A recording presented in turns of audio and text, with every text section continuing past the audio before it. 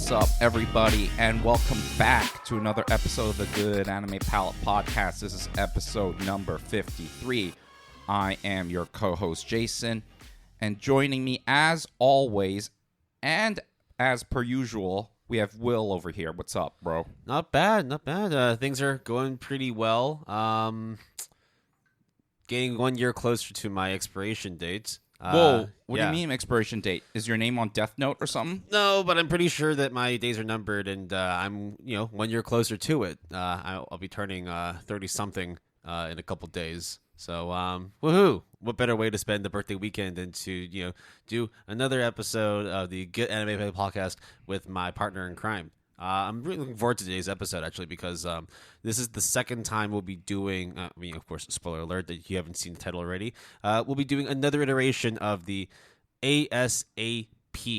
I think... Do you know what it stands for? I know primer, anime primer. I forgot what the ES stands for. Anime Series Adaptation Primer is what it is. Yeah. So good old Jason here decided to come up with that name because, in terms of the title, we are actually going to be covering some anime series that will be coming out in the upcoming seasons that had no prior adaptations and will be releasing, well, for the most part, most of the ones we'll be discussing will be releasing in the upcoming spring season. And then there's a fourth one which may or may not be coming out this year. It should likely be coming out in 2023. Yeah, they announced 2023, but when, again, it's always going to be, the closer we are till the end of the year, it's like, oh, it's going to be fall, because, that's where all the heavy hitters. It's likely to be fall. I think it's going to be fall, because I think that this summer they've already got a lot of stuff slated for it. It seems that, we would only really be, 4 months away from summer, so might as well just say, you know what, give the studio enough time.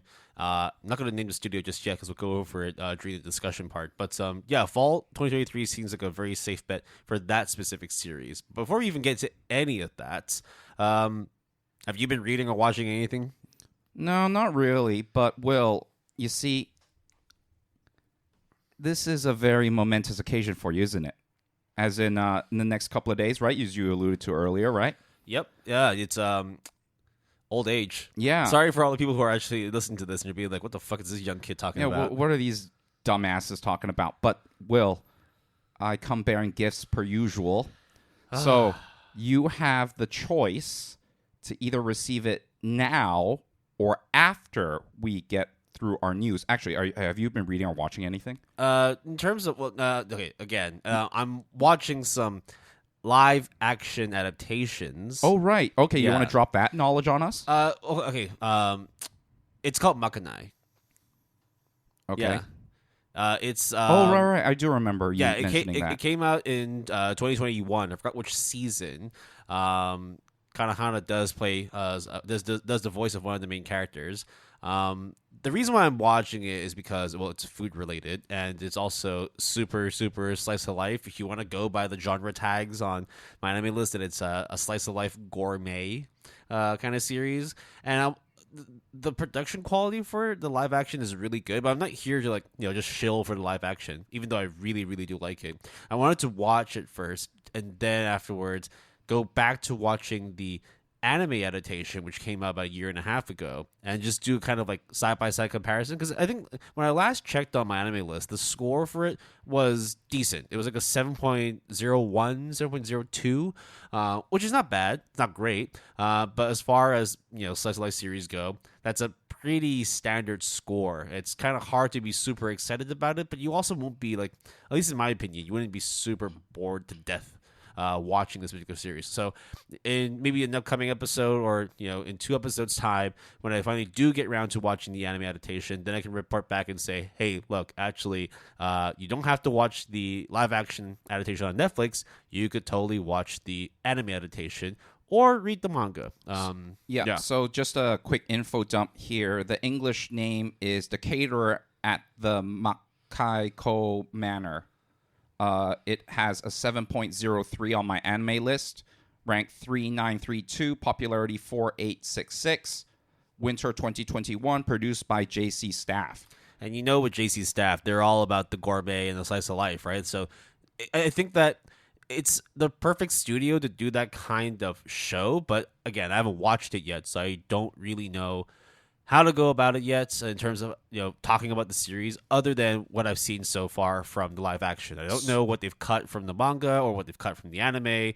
I don't know how faithful the adaptation is, but it's I'm enjoying the ride. Oh wow, the manga is a 7.89. Holy shit, that's a lot higher than a 7.03. Yeah. Okay. So actually went up a little bit. Then I went. Yeah. I think I saw it at 7.01. So I guess there's someone out there that's catching up on an anime backlog. It's not us. So there is another live action kind of slice of life gourmet. I don't think it's based off of any manga or anything like that. Midnight Diner, that's on Netflix. Have you heard of it? Yeah, I watched it.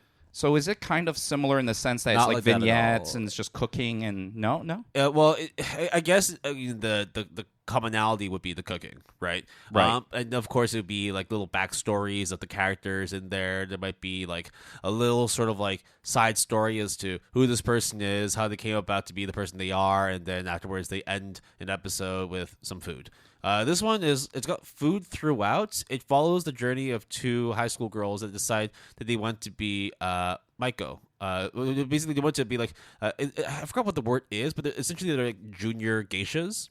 So they go to this boarding but house. not the old traditional definition. More like a caretaker or someone that No, that tradition still very much lives. It just depends on how far you choose to exploit it, Jason. Shit, sorry. Yeah. So actually, what's really funny as well is when you look up the word geisha on Wikipedia, it still shows a lot of those like Westerners going in and getting like the geishas to light their cigars. They do traditional dances and all that, but then there's always the controversy subsection on the geisha page because people still have that kind of perpetuated stereotype of what a geisha is supposed to be, but none of that ever happens in this series.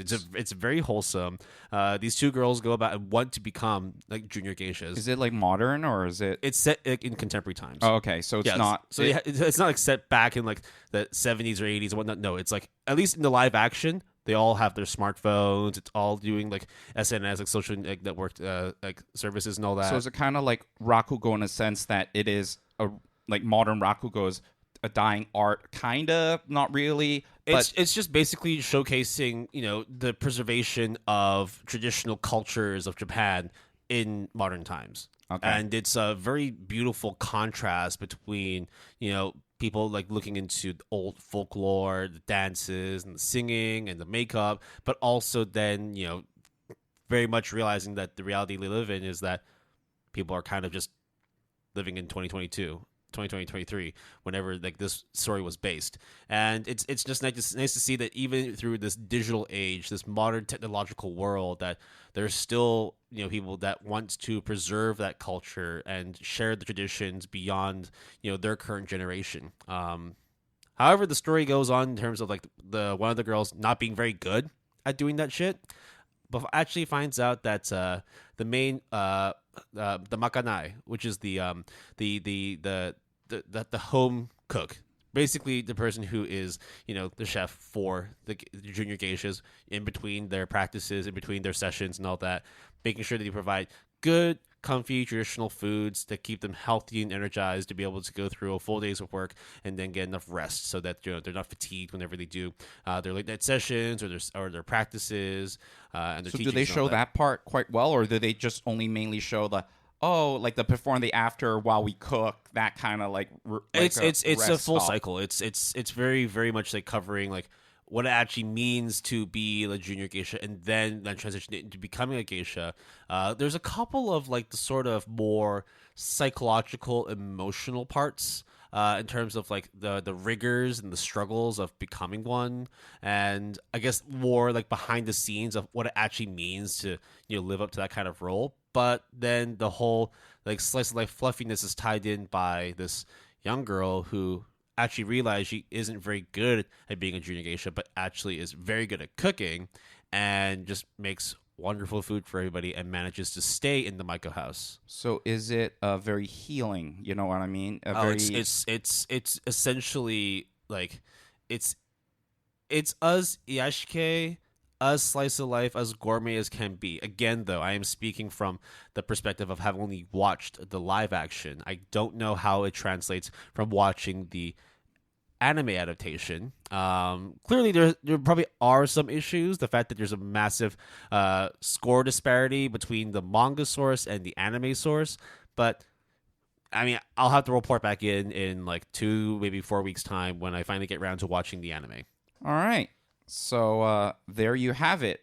Will is watched a live action and will watch an anime adaptation of the live action, which is based off I of didn't the watch manga. any anime, but I technically did watch something. So sorry that it took like 5 minutes talking about that shit. But Hey, it's good, we'll maybe unpack it again in like 2 weeks' time.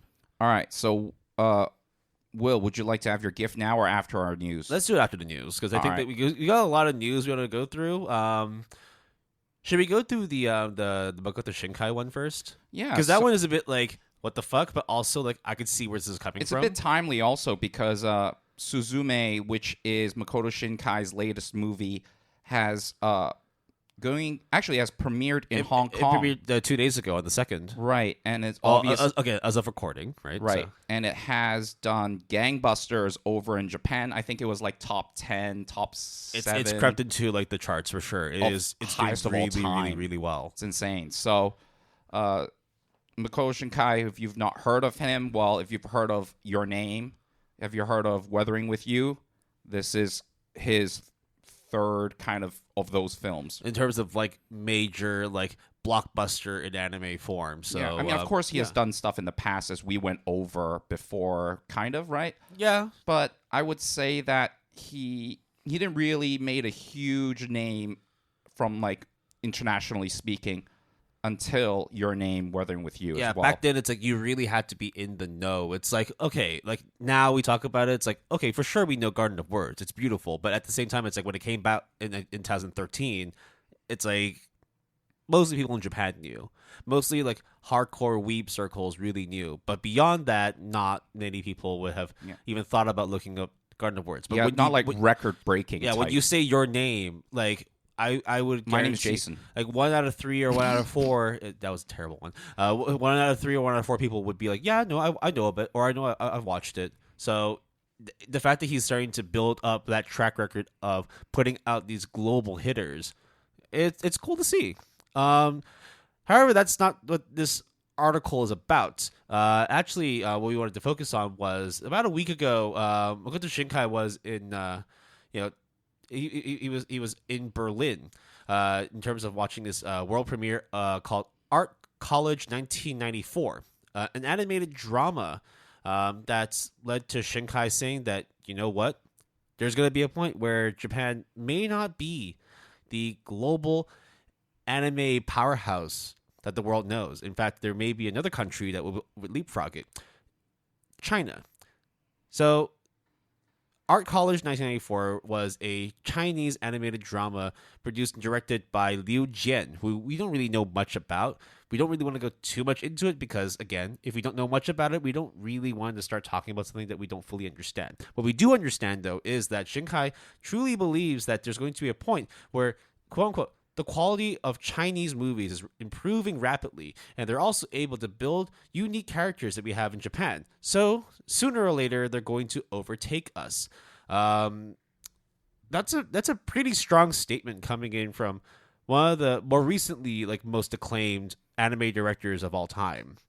The fact that, like, he has been at the forefront of pushing Japanese animation over the last 10 years.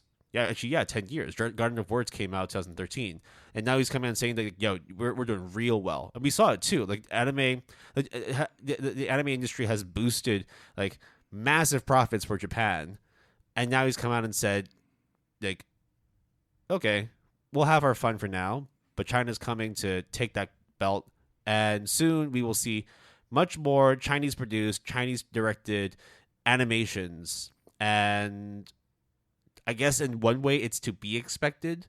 Like, yeah, I think it is to be expected. There's just so much more manpower, so much more resources, and it's just, I guess in a way, it's also like, I wonder why it's taken so long for Chinese animation to come out. It might just be because of the fact that like the quality of Japanese animation has been so high that that's how high the bar's been set, and China is slowly but gradually climbing its way up towards it, potentially exceeding it, or at least that's what Makoto Shinkai says. I mean, I think animes like Link Click that we have heard numerous things about. I watched maybe like an episode or two, and I thoroughly admit that it is a very, very well done anime. People have been telling us, like our friends are just like, hey, you should check this out.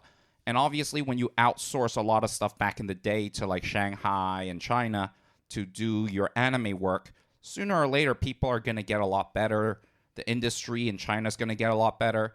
And sooner or later, you're going to get people be like, hey, why don't we just do our own stuff? I think one of the things that is people tend to forget, though, is, I mean, in a way, manhwa webtoons has kind of already done quite a lot of that already, at least within the manga kind of comic book sphere. Won't you say so? Dude, we don't even know like 1% of manhwa that comes out of China, and it's staggering how much like manhwa and Chinese comics there is that we legit don't know about. Granted, a huge portion of them are kind of centered around like Journey to the West and like Three Kingdoms and Triad based stories, but at some point, like once they go beyond that shell, because I think a lot of the animation, at least this is what Shinkai says too, that a lot of Chinese animation more recently draws inspiration from other like cultures, other fields. So a lot of it comes in not copying, but in terms of like just drawing inspiration from like Japanese animation, Western animation. He then says that over time, Chinese animation will start to develop its own style, its own uniqueness, and we should be excited to see what comes out of China. Yeah, I mean, also Korean manhwa as well as webtoons has been getting a lot of splash lately, and it's kind of now been a mainstay of sorts. It's like a subsection, but still, I would say you can't talk about anime, at least to a certain point, without mentioning Korean webtoons and manhwa, tapas, and everything, it's right? no longer just like Japanese anime. We are starting to see Chinese anime like coming into the mainstream. I mean, dude, there's so many manhwa and webtoon adaptations. Some coming up like in the upcoming season. Yeah, as well. exactly. And here's the part where I have to admit I'm a little bit ignorant, or like just not as well informed, probably. So when I watched Link Click, I think I even mentioned it to you, and even on the air, it was just a really odd sensation. Not because the anime was bad or anything. In fact, I think it's the opposite. But because I knew, Putonghua, and I obviously watch a lot more Japanese-speaking anime, it felt really weird to me that I am listening to Chinese. I mean, did you have the option to watch Link Click in Japanese And it dub? didn't sound good. Yeah. It sounded fine. It just didn't sound like...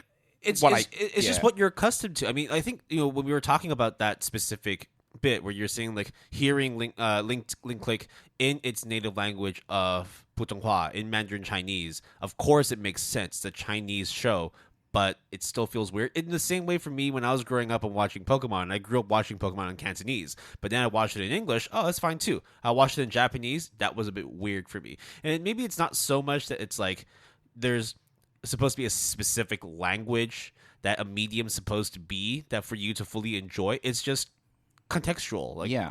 And I think at some point the issue of subbing and dubbing, which is kind of a long argument that has standed the test of time within anime, is going to become more and more blurred. And I think that was one of my BP topics that I wanted to touch base with you at some point.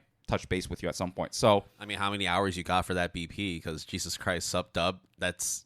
I think we should do a trilogy. Is what we should. No, I'm just kidding. I don't know how long we can go. We can go on forever. It could just be one BP on specifically subs and dubs. Because just the whole history of doing subs in general. Goddamn, like we're going like 20, even 30 years back. Do you think we should make it an EP instead? It's easily doable. You know that. Yeah. All right. Sorry about the waffling. We'll go on to the next one, which I think we can breeze past as well.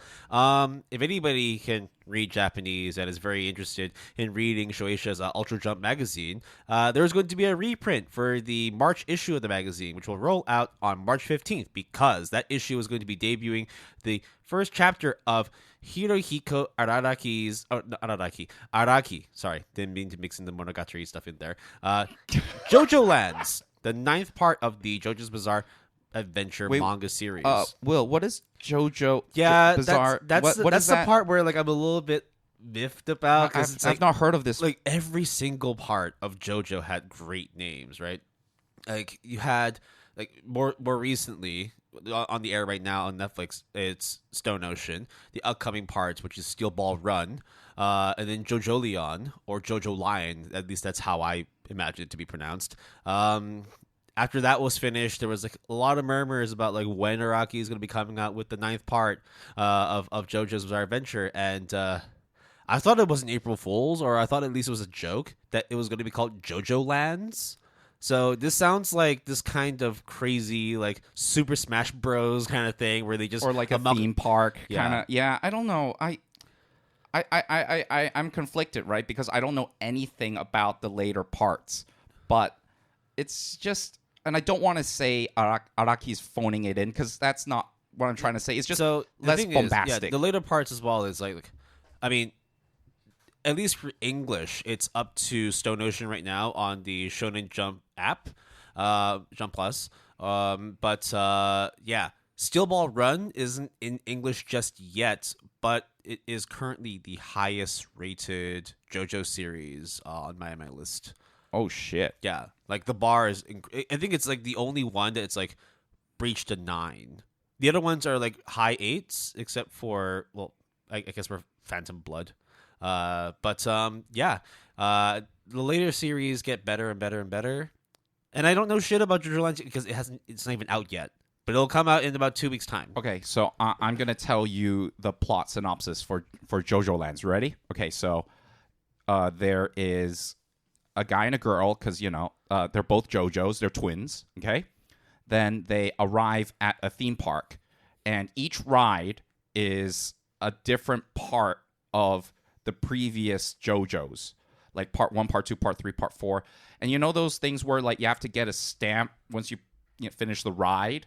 So it's like one of those, and then it marries all of the old JoJo's together. So instead of like using arrows to get stands, it's now a stamp on your little punch card. Yeah, and then once all the stamps have been completed, once you have collected them all, then you become the ultimate stand. You've acquired the ultimate stand because the stamp of approval. This is getting truly more and more bizarre. Okay.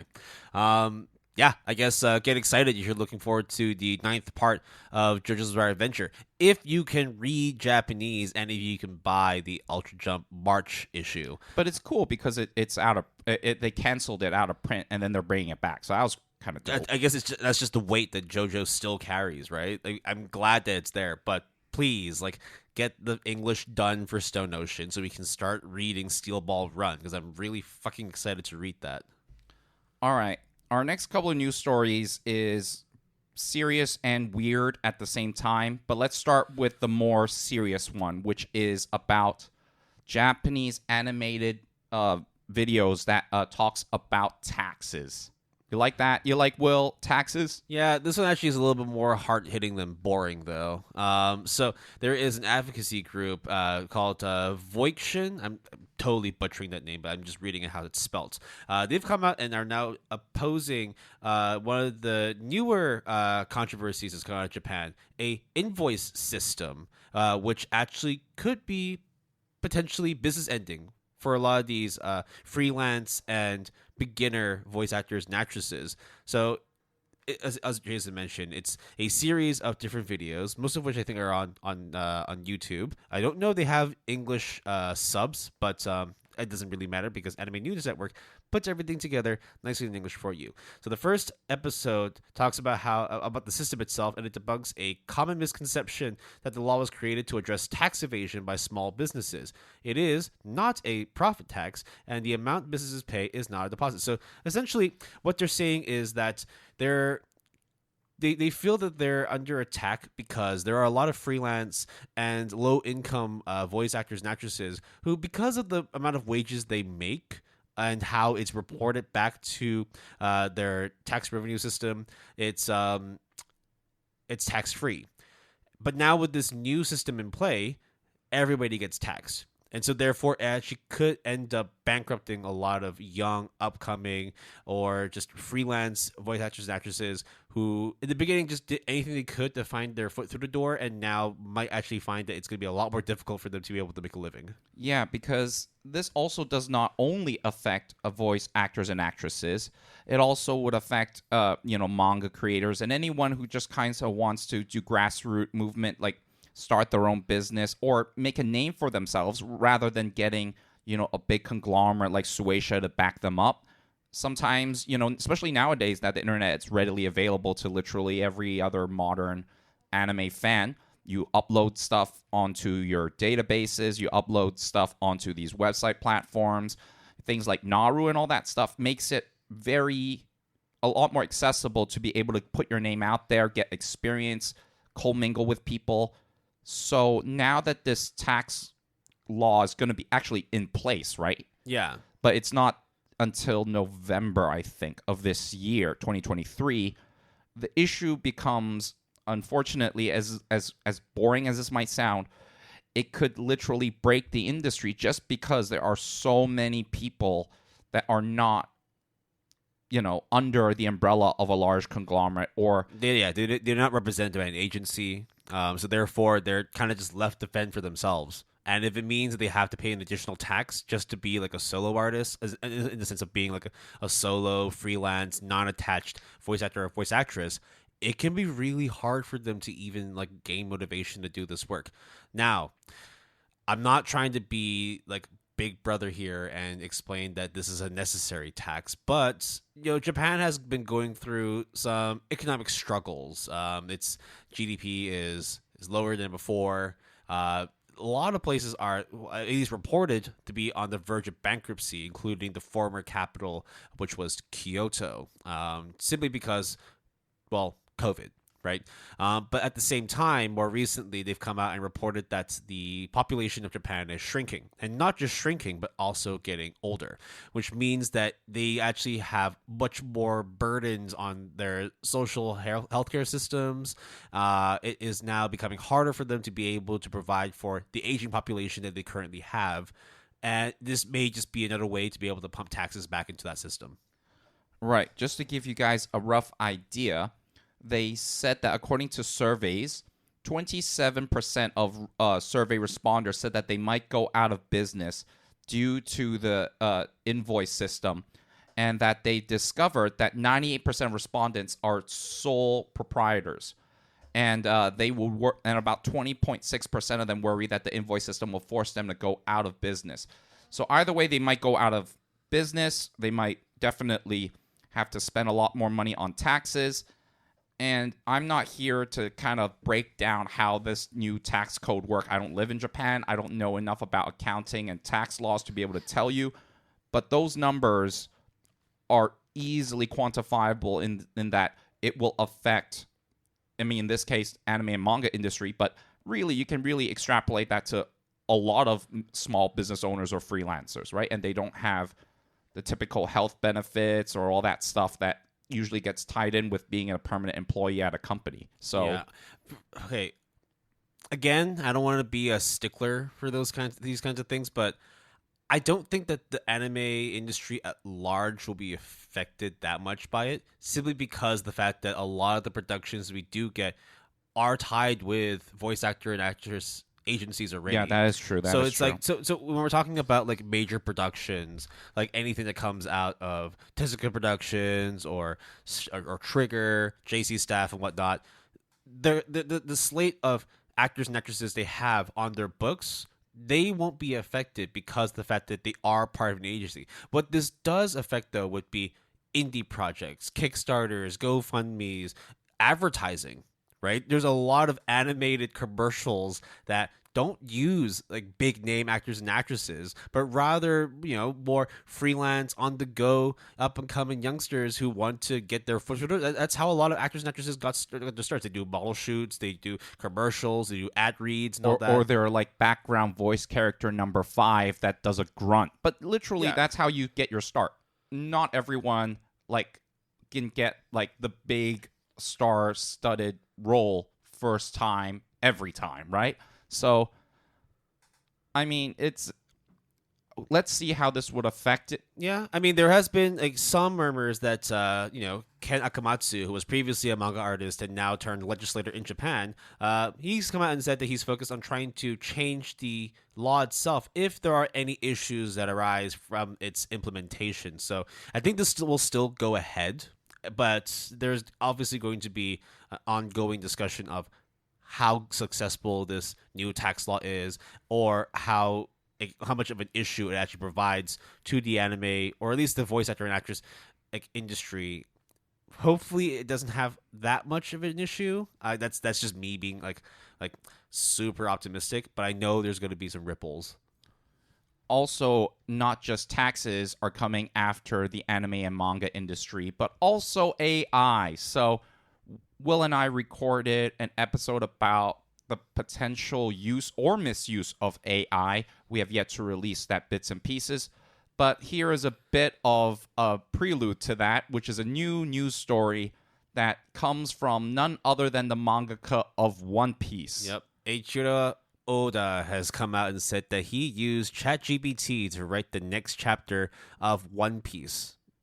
That's it. I don't think we need to go over because that's literally what he just did. Whether or not he's actually going to use that script and create the next chapter of it, we've yet to see. Nothing's come out yet.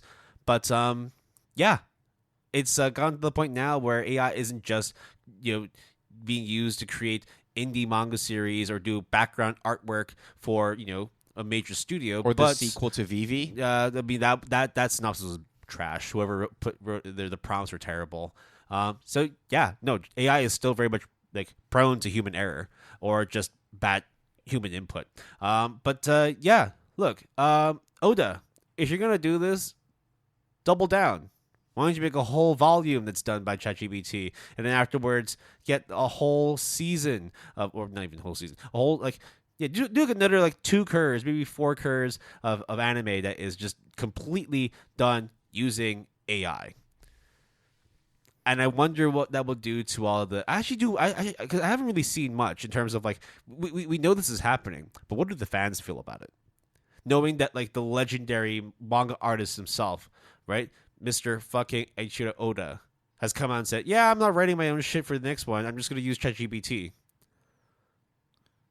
I don't know. I think it's kind of like, hey, ChatGPT is really hot right now. Let's just see what this is all about. I just think the fact that he entertained it and then publicized it is iffy to me. Because, sure, maybe it was just to mess around and just have a jolly good troll, right? But part of me would wonder that the really hardcore One Piece fans will be like, well, then, is this written shit because technically it's ChatGPT?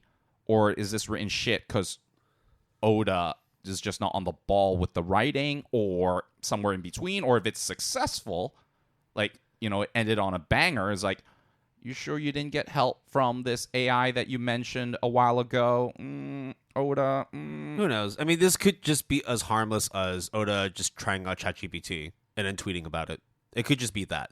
Yeah, it can just be that. We legit do not know how much of ChatGPT. I mean, that's the report says, that he's gone out and used ChatGPT to write up the upcoming chapter of One Piece. Whether or not he's going to follow through and actually use it for the next chapter, who fucking knows? But yeah, that's the weird shit that's happening this month in anime and manga news. So wait, let's see what happens there. So our last news story is one that is just straight up funny as fuck. So there is an author called Nishio. You might have heard of him, Will. He wrote a lot of shit, most well known for the Monogatari series, as well as Pretty Boy Detective Club that I kind of like and thought it was all right. He had a manga called Cypher Academy. You following me so far? So this academy, guess what? It's all about ciphers. It's all about codes and all about these challenges and whatnot. So, when you challenge someone, in a shonen battle, they challenge each other with these mini games with breaking codes, the Enigma, that type of stuff, right? Some real puzzling shit. Yeah. So it debuted on Shonen Jump. It's doing all right, I guess.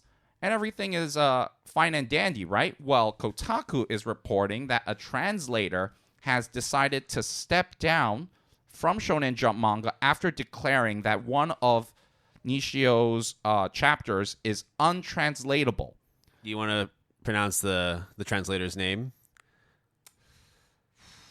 Kumar Sivasubramanian. Yep, he's come up and taken up the impossible task of translating a lipogram-based cipher battle between two characters, Hirohasuka and Tayu Yugata. So a lipogram is a word association game where participants must avoid using certain combinations of syllables or letters. Now, that sounds really fucking hard already in Japanese, but then you gotta read that shit and then translate it into a context that an English reader would be able to understand. Yeah, no. Using Nishio's like wordplay and just insane. Yeah, Siva Subramaniam-san just came out and just said, you know what? Like, nah, I'm not fucking doing this. I quit. Well, to be fair, we don't know if he is stepping down because he's a veteran and he's just like, oh, that my time has arrived and might as well pull the trigger now on this, or he was just so frustrated. He was just nope. If this is how it's going to be, I'm getting the fuck out of here.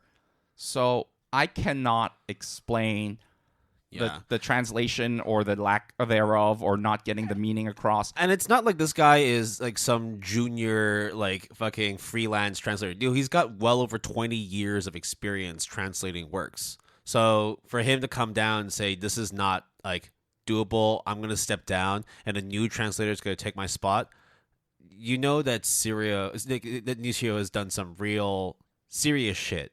Like, we've already talked about how translating the Monogatari series was already like a tough task, and even though you're watching it and reading the English subs and enjoying the shit out of it, you're only really getting like 50% of what's happening on screen because it's hard for you to understand the intricacies of the language or the way that Nishio uses language.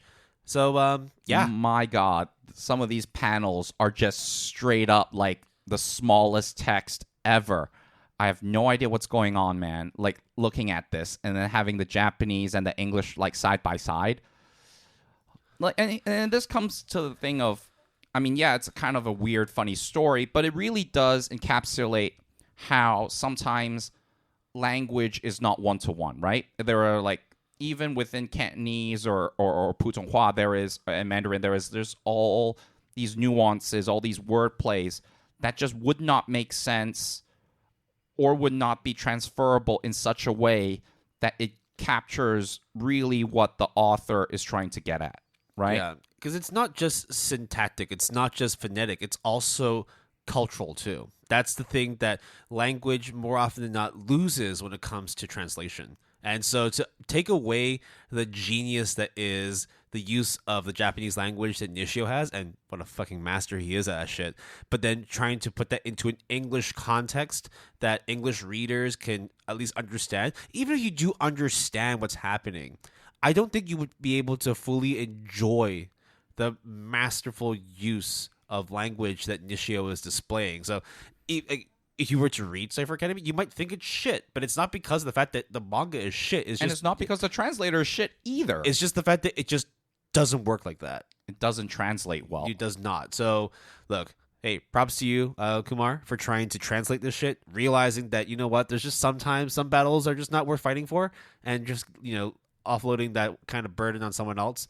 Who knows? We may not be able to see like an actual or my main bet would be that there is going to be someone that pushes out a translation for that particular chapter of Cypher Academy, like a fan or something. No, they actually do have someone lined up. It's just whether or not that person will use the same like methods of translation as Kumar would. But there's no guarantee if it's going to be any good. So I don't think there is an equivalent game in English for that, right? The whole and it's like limerick, but it's not limerick either. It's just. What's that one that starts with an S in Japan where like you end on a syllable and then the next person starts with that syllable, shiritori or something they like do that? They do. They have those kinds of like linguistic games like in Japan, in Korea, China has them as well. I'm sure every other culture has some sort of language like or word use based kind of game. But again, it's it's a context that fits within that particular culture. Yeah, like if I say blowing water, Will, you won't understand that if you don't speak Chinese or Cantonese for that matter. But Cantonese speakers will be like, oh, I know what you're saying.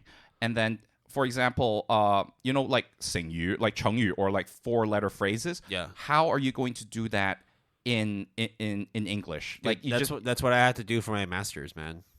It was really fucking hard. And how did that turn out for you? I got a B in that class. Hey, that's pretty good. Yeah. Hey, you should have maybe applied for a Cypher Academy, man. Nah, dude. No. I'm not taking up that mantle. No, not translating it. No, you should go to Cypher Academy. No. That again, because this is an academy that was built by Nishio. I know that I'm going to be run through the ringer with that shit. So, I politely decline the invitation to join the Cypher Academy. Oh, Cypher Academy, I reviewed your application very seriously, but after much consideration, it is unfortunate that I'm going to have to decline going to your academy. Like, even just thinking about like what could possibly be in Cypher Academy, and only running off of what I've seen and have read and heard about, the use of language from Nishio, yeah, this ain't for me, dog. I can't do this. I mean, what is it? The chapter in question is, the name of that chapter that everyone is losing their minds over is called Yesterday's War is War Today Too. Like, what the fuck kind of title is that? And this was a war that Kumar decided he does not want any part in whatsoever. Know when to hold them, know when to fold them. Yep. So we'll wish everyone the best, whether it's the person that is going to translate Cypher Academy next. Kumar, hey, you tried, man. But I think anybody trying to translate any of Nishio's work is just in for a really, really bad time. I mean, it worked before. I mean, we clearly, like, the whole world knows about Monogatari and all the other works that have come now. Now people are going to be wondering, well, you know what? Like, this Cypher Academy shouldn't be hard. I'm going to go, throw my hat in the ring and see if I can do the translation work. Yeah, or maybe I'll read Cypher Academy, and actually it's not that. It's actually, like, I think I can do this job. Well, if you think you can, just let us know. We will hook you up, I guess, with Suecia, because that's what we do here at the Good Anime Pal podcast. Yep. All right. So I think that wraps it up, right? Some weird, some funny, and some what the fuck news for today's episode. Just a normal eclectic mix of what else will we be reporting on, right? We're gonna talk about the new isekai that's been coming out in the next year or so. Are we gonna be talking about a new light novel? It's gonna be getting a manga adaptation. Spoiler alert! Yeah, there's a lot of them. There's a whole lot of them.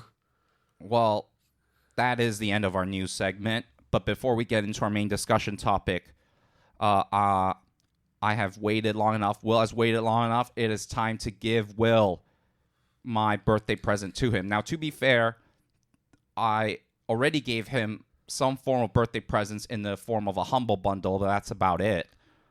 But this was his real gift. So, Will, let me... I'm not playing any games. No games. Just you have to answer some questions. So, Will, we talked about... You asking questions to verify my identity so I can receive this gift? Yeah. So, Will, you like anime, right? I do, yes. You like manga, right? Absolutely.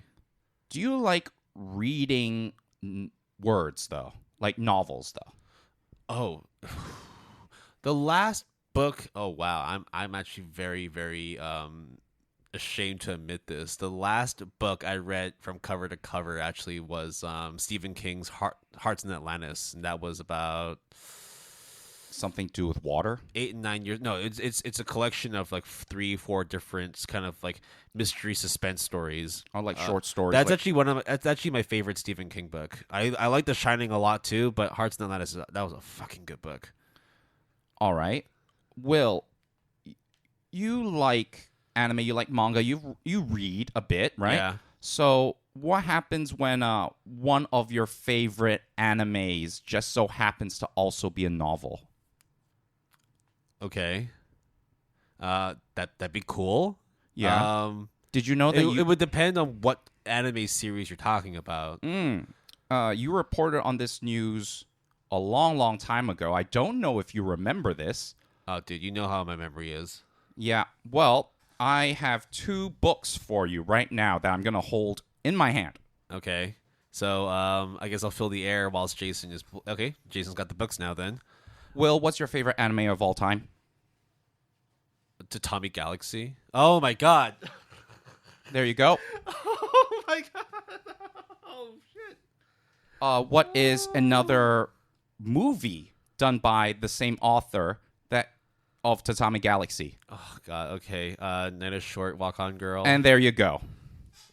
The 2 hardcover books of Tomihiko Momori's Tatami Galaxy and The Night is Short, Walk On Girl. Oh my god. Wow. This is holy crap. I didn't need to see the price for that. Wait, is the price really there? No, it's just, I mean, it's the MSRP. Oh, what can I do fair, about it? I mean, I would know how much these books cost anyway, right? You can just Google that, yeah. So, but oh wow, it's the thought and the gesture that counts. Oh my god. You forgot about this, didn't you? You didn't remember? I didn't think that the text would be this big, but wow, okay. This is, oh shit. Yeah, bro. Happy birthday, buddy. Okay, the first chapter does not play the same way as the first episode of Tatami Galaxy. Oh, where he talks about the map and then the location. He talks at 3 times speed. Oh fuck. Oh, that new book smell. Oh god, that's it's like you have to the car and then the whole okay. Oh, thank you so much, dude. Holy shit, this is an amazing gift. I'm noticing a trend. You're buying me a lot of books. You got me the art books for JoJo last year. Well, books are kind of a dying art, but books that you appreciate, you know? I think it was one of those things just... Well, maybe you should stop buying your manga digitally and actually get some hardback. Well, you see, a lot of them are not worth buying physical. But then also it's like the books here, wonderful, right? They cover everything I want to read about Night is Short and Tatami Galaxy. But if you were to, for example, read Demon Slayer, that's 24, 25 hardback mangas, and then that's 2, maybe 3 shelves on a Calyx. Well, I'm glad you asked, Will, because no, I'm just kidding. I'm fucking kidding. But yeah, I like physical stuff. I'm old school like that. But it's also just convenient just to pull out an iPad, just flip, right? Yeah, and I think physical media nowadays is reserved for things that are just not the dime a dozen, but mean a lot to yourself or others personally, right? So there you go.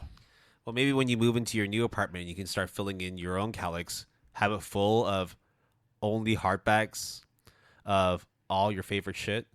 That would look sick as fuck. I mean, I told you how my cousin is a diehard Slam Dunk fan. He has every single chapter of Slam Dunk. That look fucking awesome. I was gonna watch the movie and then I realized I have to work. Yeah, it's no time. Dude, I was at Times Square the other day. They have a whole Slam Dunk thing going on over there.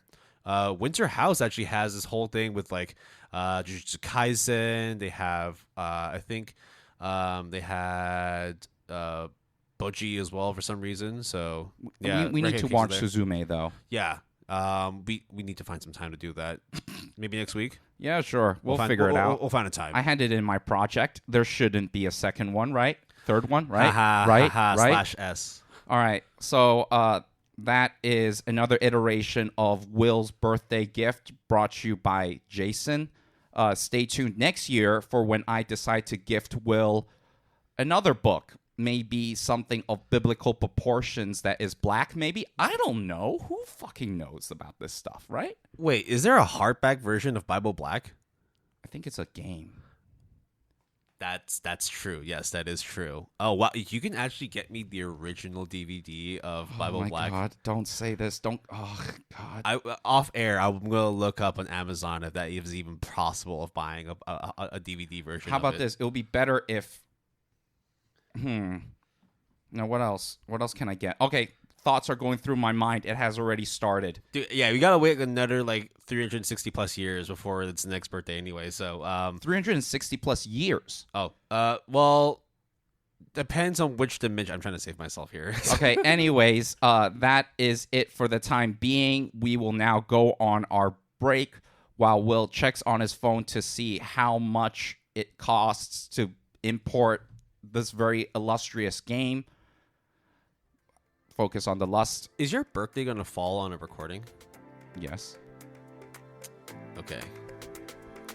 I know it's in the middle of November. Way to call me out, buddy. Should I go further? No. I'll cut it right here.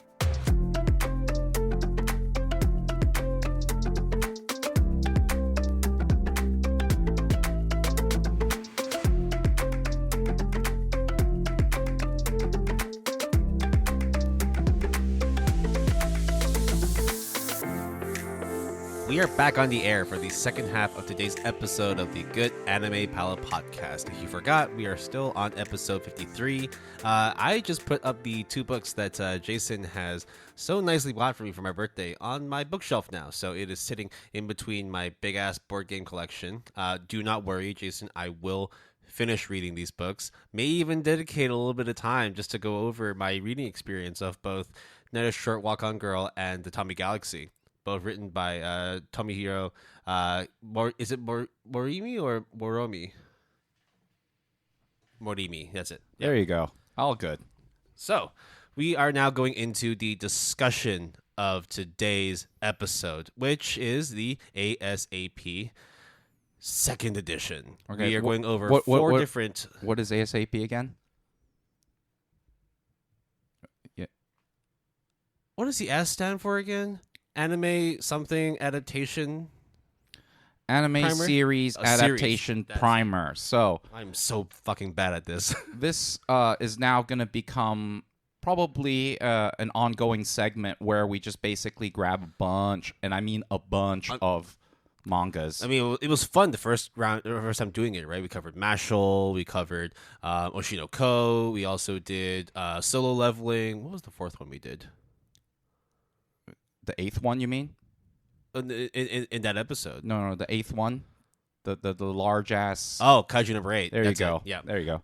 So we have decided that hey, you guys liked it a lot. We liked it a lot. We wanted to read some manga, and also probably let you guys know what is the hot up and coming anime shows. Yeah. So I think it's also because there was a time when we were doing a seasonal episode, but because of the release schedule, we actually weren't able to watch anything or watch a lot of certain series. So it became more of like a preview rather than actually like an early review of what's to come for that particular season. Yeah. So this kind of acts like this. This is kind of like a preview for an upcoming season or the season beyond, and also just sharing, what good manga there is out there that, if you can't wait to watch, said series, you can just start reading some manga. So since this is going to become an ongoing segment, I feel the need to reiterate what we are known for, disclaimers and definitions. So just real quick, guys. So all of these mangas that we have read are not necessarily the source. Sometimes it is based off of a light novel, so on and so forth. It can't be anime original because obviously there won't be a manga adaptation, but we read manga, so we thought we also wanted to have a time to talk about manga as well as, hey, tie it back to anime. 3 out of these 4 shows are coming out. Yeah, 3 out of these 4 like upcoming adaptations will be coming out in spring 2023, with the 4th one yet to be determined, but it should come out this year. Yeah, it has a 2023 release date currently slated, but delays and whatnot could potentially move it to 2024. Yep. And the series that we picked, for the most part, some of them we really, really liked and we wanted to talk about them. Some of them are kind of more like, it's quite clear. There's a lot of clamor on like Mal and on Reddit that people are like getting pretty excited and hyped about these particular series. So we're not going to be able to cover everything. Like there's actually a lot of new stuff that's coming out in the upcoming spring. Like, for example, like Oshinoko and Mashal, right? Those are coming out in spring. We already talked about them. There's also, like my home hero, A Galaxy Next Door, Insomniacs After School, Loving Yamada at level 999, and also there's like a manhwa, Raeliana, which I think you with also the manor. Yeah. I think you were like interested to check that out, right? Yeah. So we had to really pick and choose our battles. We don't want to go over and oversaturate the whole episode with like 1,000 mangas, but we thought like 4, maybe 5. Sometimes if we have a lot to say, maybe 3. We'll see how it goes.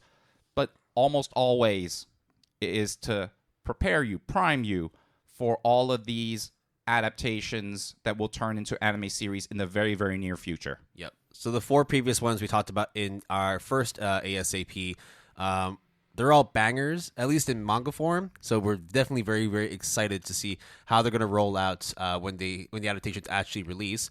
And we hope to do the same for this second edition of the ASAP. Now, we will obviously try to reduce the amount of spoiler-filled discussions as much as possible, because if it's spoilers, then why would you listen and why would you not or watch the anime, right? Totally get it. If there are any parts where having to explain the plot can be a bit spoilerish, we will introduce a spoiler tag, but like Jason said, we'll do the best we can to keep this as spoiler free as possible, because we don't want to detract your expectations of a specific series just by blowing our load and just letting you know what the fuck to expect, right? That being said, any promotional material that is out there, any plot synopsis, I think that's fair game. I also think that, hey, if it's really good, chances are you would want to check them out anyway. So, but we want to get the ball moving with these kinds of properties and IPs that are going to come out soon. So, hey, welcome to the second time around.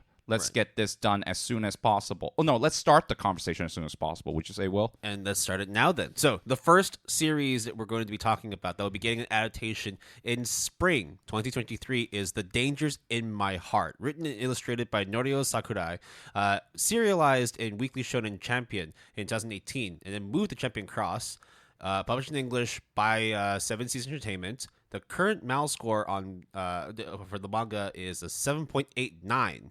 Popularity 623, which is actually that's really fucking popular for a manga. It is to be animated by Shin-A Animation, which has previously done Sweetness and Lightning, those Snow White Notes, and probably the more well known because the fact that there's already been 3 seasons of it, Teasing Master Takagi-san, and the movie, but I don't think the movie is out yet. It is slated to premiere April 2nd, 2023, so they announced that already. Yeah, a month now a month now from this recording, and also in terms of when this will be released. So only a matter of 4-ish weeks, and you'll be able to watch The Dangers in My Heart. But before you get into watching it, why don't you hear our thoughts in terms of what we experienced from reading the manga? So, Will, you said you have a lot to say about this manga property. Why don't I give the listeners a bit of a rundown? I think at the very least for all of these manga properties, just a very short, obviously not read word for word the plot synopsis. Yeah, we tried to do a condensed, abridged synopsis. Ichikawa is a really short emo boy, really emo boy, and kind of has a disdain for all of his classmates and just society at large. Just think of Chinibyo, 8th grade syndrome, emo kid, edgy as fuck. I think Will might be able to speak to some of that since he is the lord of all edges. And then on the polar opposite side, who is in his Ichikawa's class, is Ana Yamada, who is basically too perfect, right? The angel in the classroom, no imperfections. Does not spoil you rotten, though. And he fucking hates her. Yeah, she's also not only the most popular girl, but also she's a model. She is a bit ditzy. She has she's big boobs, all of that. Makes her the prime target in Ishikawa's emo-ness. The scorn. So, hilarity ensues. Maybe some romance, maybe not. But, of course, it is a rom-com of sorts. And it is about the two of them kind of getting to know one another and maybe more. That's really it. Yeah, you've probably seen a lot of these kinds of polar opposite high school rom-com drama comedies. I have no idea what you're talking about, Will. Yeah. This is such a wholly original idea. Yeah, Takagi-san? No.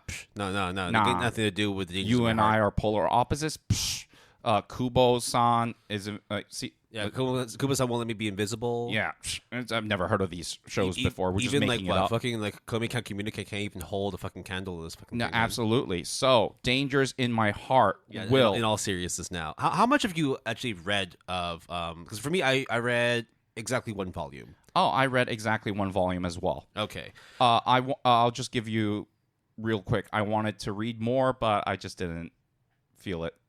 Yeah, but I feel like just reading the first volume alone is more than enough to be able to give you an idea of what to expect. Of course, it's like you want to read a little bit more because more often than not, like for example, if at least the way that series are getting syndicated now in terms of an anime adaptation, it's usually like one cur, like 11 to 13 episodes. On the rare occasion, it might be a double cur, but it won't be released in one full slate. It might be like a split.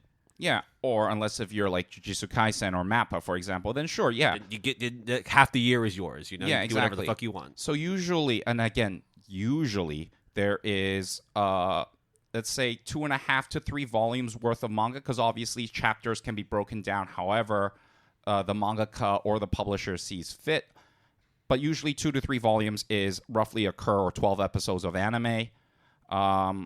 Yeah, so I think that's sort of the benchmark that generally people go by. I think the other one would be like pages of manga, which is a fair assessment. Yeah. So currently on my anime list, for the anime entry, it's got around 24,000 members waiting for this thing to release. So that's a lot. It's quite a lot. I mean, granted, again, right? You're stacking up this season with things like Dr. Stone, the second season of Tonikawa. You've got other series that are doing like second, third, even fourth seasons of a series. So to have 24,000 members, that's pretty good. That's modest for sure. Also, hey, Oshinoko is coming out March 17th. Hella soon. Yeah. So. And then for all the Konosuba fans, you've also got some Konosuba shit coming out on April 6th. So it's always going to be a major ask to have a huge amount of fans on your Mal page, like waiting for your shit to come out. So yeah, props to them. 24K. We are definitely going to do a spring 2023 seasonal premieres, just like we always do with every seasonal. I'm really looking forward to Insomniacs After School. I've heard so much about this manga, and I feel really bad that we couldn't cover it just due to the fact that the manga's not released until like way later. Yeah, I'm also like patiently waiting to see what My Home Hero looks like, because you and I both watched the trailer, and it looked. You like crime bosses. You like mafia. It looked very Banana Fish Pluto-esque. It really does. I honestly think it has a chance of like Salaryman turned bad. It's old, gritty. They got that 90s, 80s kind of aesthetic to it. So yeah, it's stacking itself up. I'm talking about Dangers in My Heart, stacking itself up against a lot of heavy hitters that are going to be coming out in the upcoming season. But yeah, so both Jason and I read one volume, which is like it was like 14, 15 chapters. Yeah. They're not very long chapters. It's like 300 pages, roughly. And each chapter plays out like you would imagine a rom-com / like high school-based kind of manga would play out. You have like a little sort of like subplot that happens in between each chapter, but you have the overriding theme of this, lack of a better word, incel. Yeah. That is Ishikawa. Generally, mangas obviously have chapters. They call chapter 1, 2, 3. But when they purposely change the wording to make it a different type of phrase, in this case, is cart, which is, I think, a word for map. But I forgot which language. I think a European language for sure. What, like cart deriving from cartography? Yes, correct. Okay. So, usually when no one really pays much attention, neither do I, but I thought like when they take the extra time to do something like that, it kind of puts me it makes me pay attention to these little things that sets it apart. Like it's not just a shtick, right? There's some thought that was put into. Yeah, maybe it's a theme, or maybe there is some sort of connection or the mangaka just really likes maps, you know. Yeah. So map it out for me, Will. How did you feel about Dangers in My Heart? I'm glad that we're talking about this as the first series, because I went into this kind of just like blank slate. Oh, not really knowing much about it. What were you gonna say? I was gonna say that I think this won a decent amount of awards, or I think at one point, if you can just Google it for me, Will, it was probably number 1 on the male readers from Manga ga Sugoi, I think. I can imagine why it ranked. It definitely ranked. It was in the top 10 for sure. But I can't remember what exact position it had. If it was number 1, then okay, cool. I didn't really like Dangers in My Heart. maybe it's not so. Maybe it's not so much I didn't like the manga. I think the plot's fine. I just don't like Ishikawa because, man, it's he's very incel-y.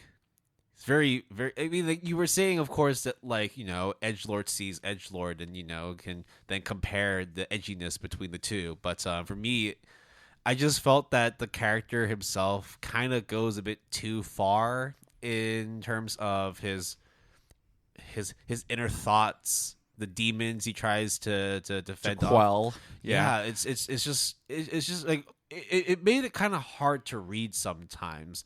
It may just be the fact that whoever decided to do the translation for the English version, the use of words was quite strong. In the same way where you were talking about how like you weren't too keen about how Jotaro Kujo called his mom a bitch in in part 3. Yes, I felt a lot of the language that Ishikawa was using, especially when describing his classmates, was just it reminded me a lot of really bad, especially in an age as well when there's been a lot of terrible things happening across schools. Well, for like, sure. That's kind of what like brought me like that's the kind of imagery and a lot of like anger that it brought out of me when reading the thought process behind Ishikawa. But maybe it's because of the fact that I'm using a different context of trying to understand what I'm reading. Clearly, this is set in Japan, written by a Japanese mangaka, where the cultural differences are stark, right? What they experience as a high school kid is not going to be the same as what a high school kid experiences in America, in Norway, in Finland, in Hong Kong, or wherever, right? So we take that aside. We take Ishikawa aside. I thought the skits, or at least what happens chapter to chapter, was fine. It's not so like fresh and different from what you expect in terms of a polar opposite high school rom-com.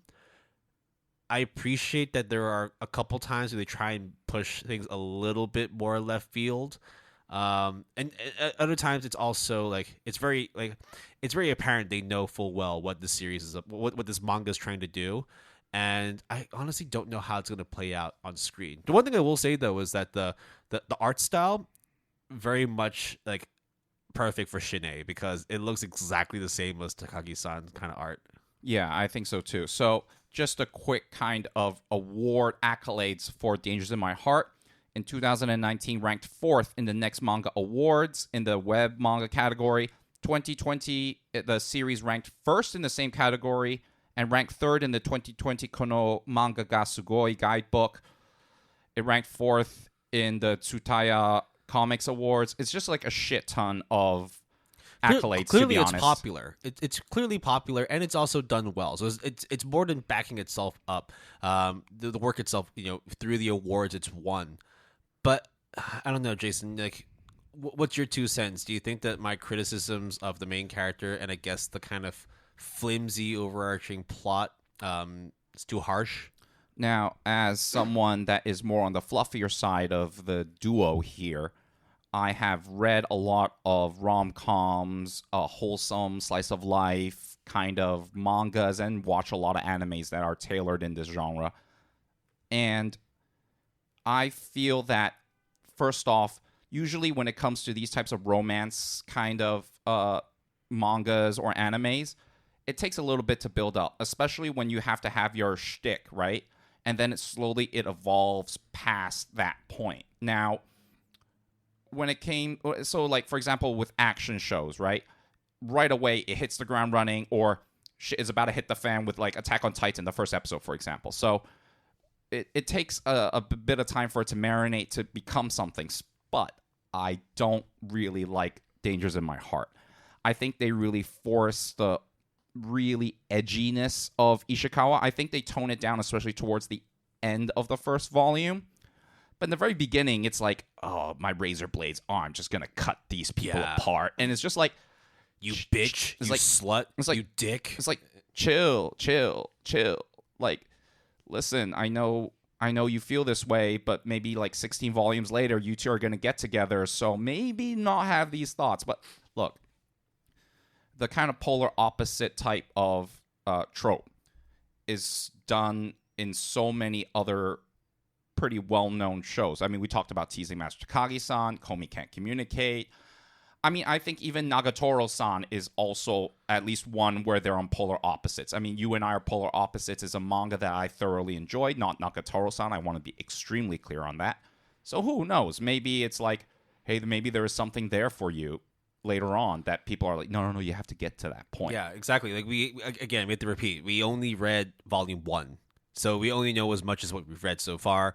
And it could develop to the point where Ishikawa has a more fleshed out character. Like he could actually be a lot more wholesome later on. And then we start seeing there's closer like romantic collaboration between the two main characters. Who fucking knows? At the moment, though, from what we've seen, and I'm glad I'm not the only one that feels like this. Like you said, if a lot of it feels kind of forced. I think it is a jack of all trades, master of none. Like if I want an extremely polar opposite type of mentality, I would watch or read Komi Can't Communicate. If I want something a bit more playful, Teasing Master Takagi-san. If I want something more of the romance side, You and I Are Polar Opposites. I think or if I want something more incel-ish, right? Or more, BDSM type of shit, or just hazing and abuse, I would watch read Nagatoro-san. But even the comedy side too. Like, what was that series that's coming out that's airing right now? The something sees me as a guy, sees me as a dude. The red-haired girl and her best friend. Tomo-chan is a girl? Tomo-chan, yeah. Oh, Tomo-chan is a girl is... Not necessarily polar opposites, but in that sense where it's like high school-based, like romance comedy. Yeah. Like, you want comedy? That's a good one. But I think that one's a good comparison for this particular point that I'm trying to make, which is Tomo-chan is a girl when it first starts off is very much the shtick of, oh, I like this guy, but he doesn't like me how I like him. Yeah. Kinda. He sees me as a dude bro more than as a girl, and they play those stereotypes like really, really hard. Like, the real hardcore dense MC, the real hardcore tomboy. Yeah, and I can tell you for a fact that as the manga progresses, they flesh out other characters, or it becomes less of that trope. So I'm not saying that Ishikawa and Yamada does not have that trope, at least like towards like later on in the manga. But what I'm trying to say is that just because it has all the ingredients to make a good type of rom-com does not mean that it ends up being a good type of rom-com. And that's what I don't like.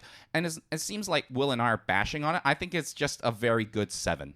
Yeah. I agree when you were talking about the whole ingredients thing, because I think one of the things that's missing from Dangerous of My Heart, and it may just actually, they might start adding this ingredient later on, the lack of good supporting characters. There's no memorable character beyond Ishikawa and Yamada other than, Yamada's best friend, who is like a short girl and doesn't have as voluptuous a body as compared to Yamada. So that's like, again, in itself, a polar opposite between two friends. But outside of that, like, nobody really has any memorable actions or stories in at least the first volume of the story. They're literally background characters in my mind. But one thing I would say that has maybe stands out a bit more than other rom-coms of this sort is the tone and the language. So without going too much into detail, these middle schoolers, because it takes place in middle school, not in high school, they talk about a lot of things that I would think a lot of Western, actually. Maybe who knows? I didn't grow up in Japan, so I don't know. It's a lot of, like, curiosity, innuendo, will they, won't they? Hey, if I do this, I'm able to tell your blood type kind of shit, and then the girl or the guy would be like, oh, no, really? Oh, I want to try it out. It's that kind of, nonchalant fucking curiosity that a middle schooler probably would experience. Also, they imply a lot of sexual shit. The innuendos are fucking heavy in this one. And then the other thing that I don't like is Yamada is kind of an airhead, but not like a lovable airhead, more like what the fuck kind of airhead. Like, how could you not see this? Or maybe it ain't no dress up darling airhead level. Exactly. And maybe Yamada is conscious of this, but you don't really know until later on when, maybe she sheds more of her skin. And that's a part that I think we have yet to see, because there are a couple chapters, a couple panels where it's like you kind of see the opposite side of Yamada, where it's like Ishikawa like imagines her as this wonderful, can't do wrong, absolutely perfect angel that he must kill. But then there are parts where like she starts showing vulnerability, she shows some sensitivity, and I think that's kind of what I'm waiting to see, because from this point on I think it can only go up. I agree that it is like a week 7, but that only means like, dude, like one volume, especially how short the chapters are. Yeah, I think it only really covers like 4, maybe 5 episodes. Maybe roughly, maybe give or take. Less. Yeah. And I think the thing that I quite like about Ichikawa, despite not liking pretty much a lot of Ichikawa, is his monologue is kind of on point and kind of funny. And that is actually like not a great, like it's not a huge plus, but it's a plus. The other thing I like is the edginess really tapers off somewhere in the middle of volume 1, and you just slowly start to see, he's actually a decent person, and he just wants to do good, even though he doesn't like or he loathes the popular girl, or like jealousy.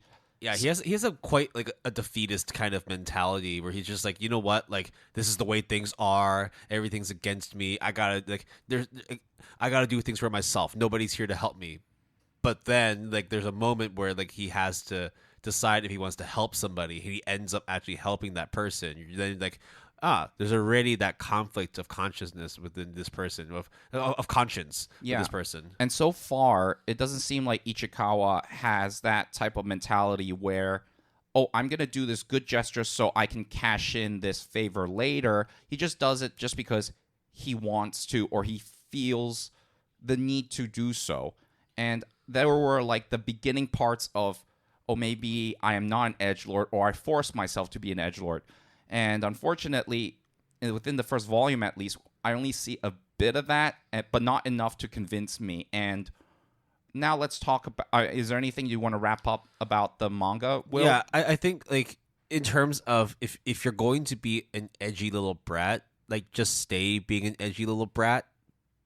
But at the same time, having seen the edginess of Ishikawa, I don't really vibe with it. I feel it's just unnecessary. Yeah, there's no substance to the edginess. I thought if he was a loner and there was no edginess in there, I think it would have actually been better, because the edginess is so off-putting for me in the very, very beginning that if that was the way that you're going to go all the way, then sure. You change a couple characters, you change a couple outcomes of what happens in the first volume, you could easily make this a seinen. Yes. Right? You can make this a real like psycho thriller if you really wanted to. But because it's a middle school rom-com, it feels kind of out of place. But again, this is just like an early impression of Dangers of My Heart. It could play out completely differently. I'm still going to watch it. Yeah, I think it will be a low 7 or like a 7.3 in my mind, I think, in the anime.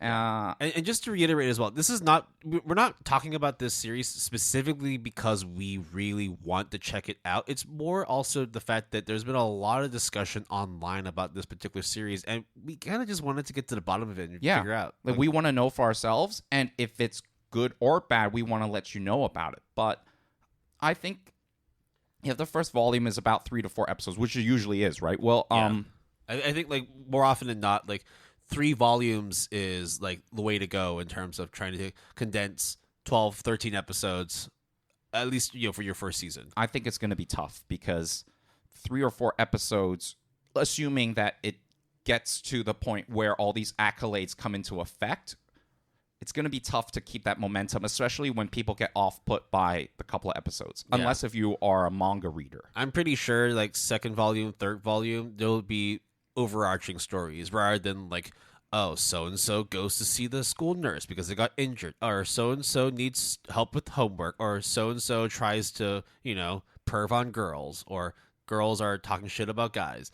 It'll probably be a little bit more developed in terms of like overarching plot, but I guess we'll just wait and see. I'm still gonna watch it. I don't know if I'll finish it, but you never fucking know. I do think the teaser trailer, it looks clean, is what I would say. I think it's very Master Takagi-san type of look and feel. So, at the very least, I think aesthetically it is going to look good. But whether or not it becomes a very good or great anime, I am not so sure. Yeah, we'll have to wait and see. It's also like not super comforting to know that the sound director for this series only has 3 prior series under their belt. Well, though to be fair, one of them was actually those Snow White notes. Yeah, but that shamisen is pretty good though. Yeah, that's what I'm saying. So they also did a couple of Cuckoos. Yeah, that one was all right. So I mean, who knows, right? We'll report in, but probably our next manga that we're going to talk about. Oh boy, yeah. Is I anticipate is probably going to be top 3 or top 4 anime of next season. In terms of not being a sequel, right? So we're not talking about Demon Slayer. We're not talking about Dr. Stone. We're not talking about Tonikawa. Hell's Paradise or Jigokuraku is the most highly anticipated upcoming anime for spring 2023. Yeah, and for good reason too. Yeah, and even then, afterwards, it's the Konosuba off story, right? Focused on not Megumi. Yeah. So, Hell's Paradise. We're gonna go by Hell's Paradise. We're gonna say we're just gonna say Hell's Paradise.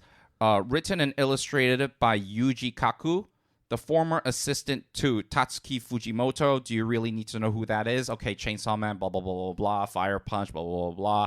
Goodbye, Eri, and okay. We love the guy. We legitimately do. Serialized weekly for free on Shonen Jump Plus and on from January 22nd to January 25th. Because guess what, guys? It's completed with 13 volumes, 127 chapters, published in English by Viz Media on Jump Plus, Manga Plus. Has a Manga Mouse score of 8.27. Fucking phenomenal. That's not the phenomenal part. I know. Rank 318. But are you ready for this, guys? Popularity 97. So for a series that came out not that long ago, only 5 years ago, over a 3-year span, 127 chapters, it's in the top 100 most popular manga series of all time on the platform. And then you grab probably the hottest animation studio right now when it comes to shonen action. You get the JJK animation studio. You get the AOT final season. You get MAPPA. You get Chainsaw Man right now as well. Yeah, I didn't want to mention that because it was obvious. Because Fujimoto, right? Yeah, I know, of course. I mean, the link is there. I know, 100%. So, it ain't a lie or a joke, but it is releasing on April 1st, 2023. Yeah, perfect date for it to release. It better not bomb because holy crap. I don't think it will. Yeah. I don't think it can, actually. Quick little summary. Focuses on a man named Gabimaru the Hollow, a seemingly immortal samurai that is sentenced to be executed, but shit don't kill him, man. Fire, boiling oil, blades to the head, even being hung, drawn, and quartered, which is a very terrible way to go. So what do you do in that situation? Well, the shogun or the shogunate is like, yo, I'm just going to grab you. Is that how you pronounce it? I thought it was just shogunate. I don't know. I mean, shogunate? Yeah, sure. The lord, the dude, the shogun, not the shotgun, decides to be like, hey, you know what? I can't kill you, and there are all these other pieces of shit criminals that we also want to get rid of, but I don't know what to do. Hey, isn't there an island where there's the elixir of life and immortality? There's an elixir. Oh, yeah. That. Yeah. Because we have gone on these missions before, and it's like, the fountain of youth. But then, like, every time we go there, like, our men don't come back. So you know what? We're trying to kill you anyway. So how about this? In exchange for a pardon for all your crimes, you go to this this Death Island. Right, but how can you control or monitor all these criminals? Yeah, I mean, this is like feudal Japan. They ain't Right. got no Bluetooth trackers. They don't have air tags and shit. Well, yeah, what happens if We they release take you. Yeah. what happens if they take the elixir for themselves? Why not? And you just decide, you know what? We were just letting all these like murderous fucking like serial killers run the wild. Well, we're gonna assign you a top level, highest tier SSS plus tier executioner as your partner. Handler, basically, yeah. And if you make any wrong moves, these are the best people in taking you out. So don't pull any bullshit. And it talks about them going to the island. Shit happens. Bad stuff happens. Good stuff happens. Mostly just action-y stuff and bloody stuff happens. And that is essentially Hell's Paradise in a nutshell. My thoughts on this, Will, is very, very simple. It's going to be good. It's going to be above average good. Not JJK, AOT, maybe Chainsaw Man good, but it's going to be good. I like the action parts of Hell's Paradise. I think there is a lot of stuff that is like in the ingredients to make it a very crowd-pleasing anime. Let's start out like this then, right? So, Jujutsu Kaisen came out. Like, how hyped were you? Maybe not before watching it, but when you were watching it, like, it's up there, right? Of course, it's very typical shonen, but holy crap, we enjoyed the fuck out of watching it. Chainsaw Man comes out after that, and yeah, we haven't really got that much into the anime, but holy fuck, we were really on the manga train for it. Read every single chapter, and still like trying to keep up with part 2 of Chainsaw Man. Emphasis on trying. Yeah, but I've read quite a bit of it. Yeah. So then now it's like you got JJK, you got Chainsaw Man, you also have AOT in your back pocket, but AOT like doesn't have that kind of outside of the Mappa connection, right? Yeah, true. So then now you've got this fucking like super 110,000 members on waiting to watch this shit, right? I feel like it is. I agree with you as well that it may not be as good, but I think it's because we're reaching that shonen plateau. We're reaching that point where like it can't possibly be any better than this, right? We fucking had Demon Slayer a couple years before that, and they're releasing part 3, or if you include the movie turn TV series, then part 4. Yeah, no, I think Hell's Paradise is gonna fucking kill it this season. It's gonna be super popular, and the reasons are, like Jason said, simple. Because it hits every single typical shonen trope that makes everybody like shonen in the first place. You got a brooding, fucking edgy, seemingly overpowered, but has a soft spot main character in Gabimaru. And has a reason to live, Will. Has a reason to go back. Then you have the perfect foil in this silent but extremely deadly executioner in Yamada Sagiri, who, okay, let's just say it out there. They make her look really fucking hot. So yeah, Kudere Central, Kudere Red Alert. Right? Then you get like then you get like the nerd, you then get the hot Kunoichi, and then you get like a big badass, like large ass dude. You get like the small, like little chibi kind of guy. You get like a kind of like cannibalistic, supposedly yandere-esque kind of character. Like it's all over the map in the sense that it is an eclectic group of characters all trying to get to the eye on the prize, which is a pardon by getting the elixir of life. Perfect for a shonen series. So, with all those ingredients put together, it's going to work. Now, are we excited for Hell's Paradise? No.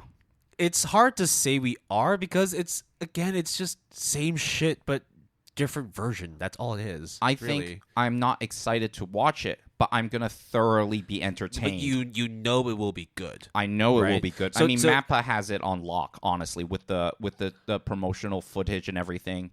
There's just no way it could go that drastically bad.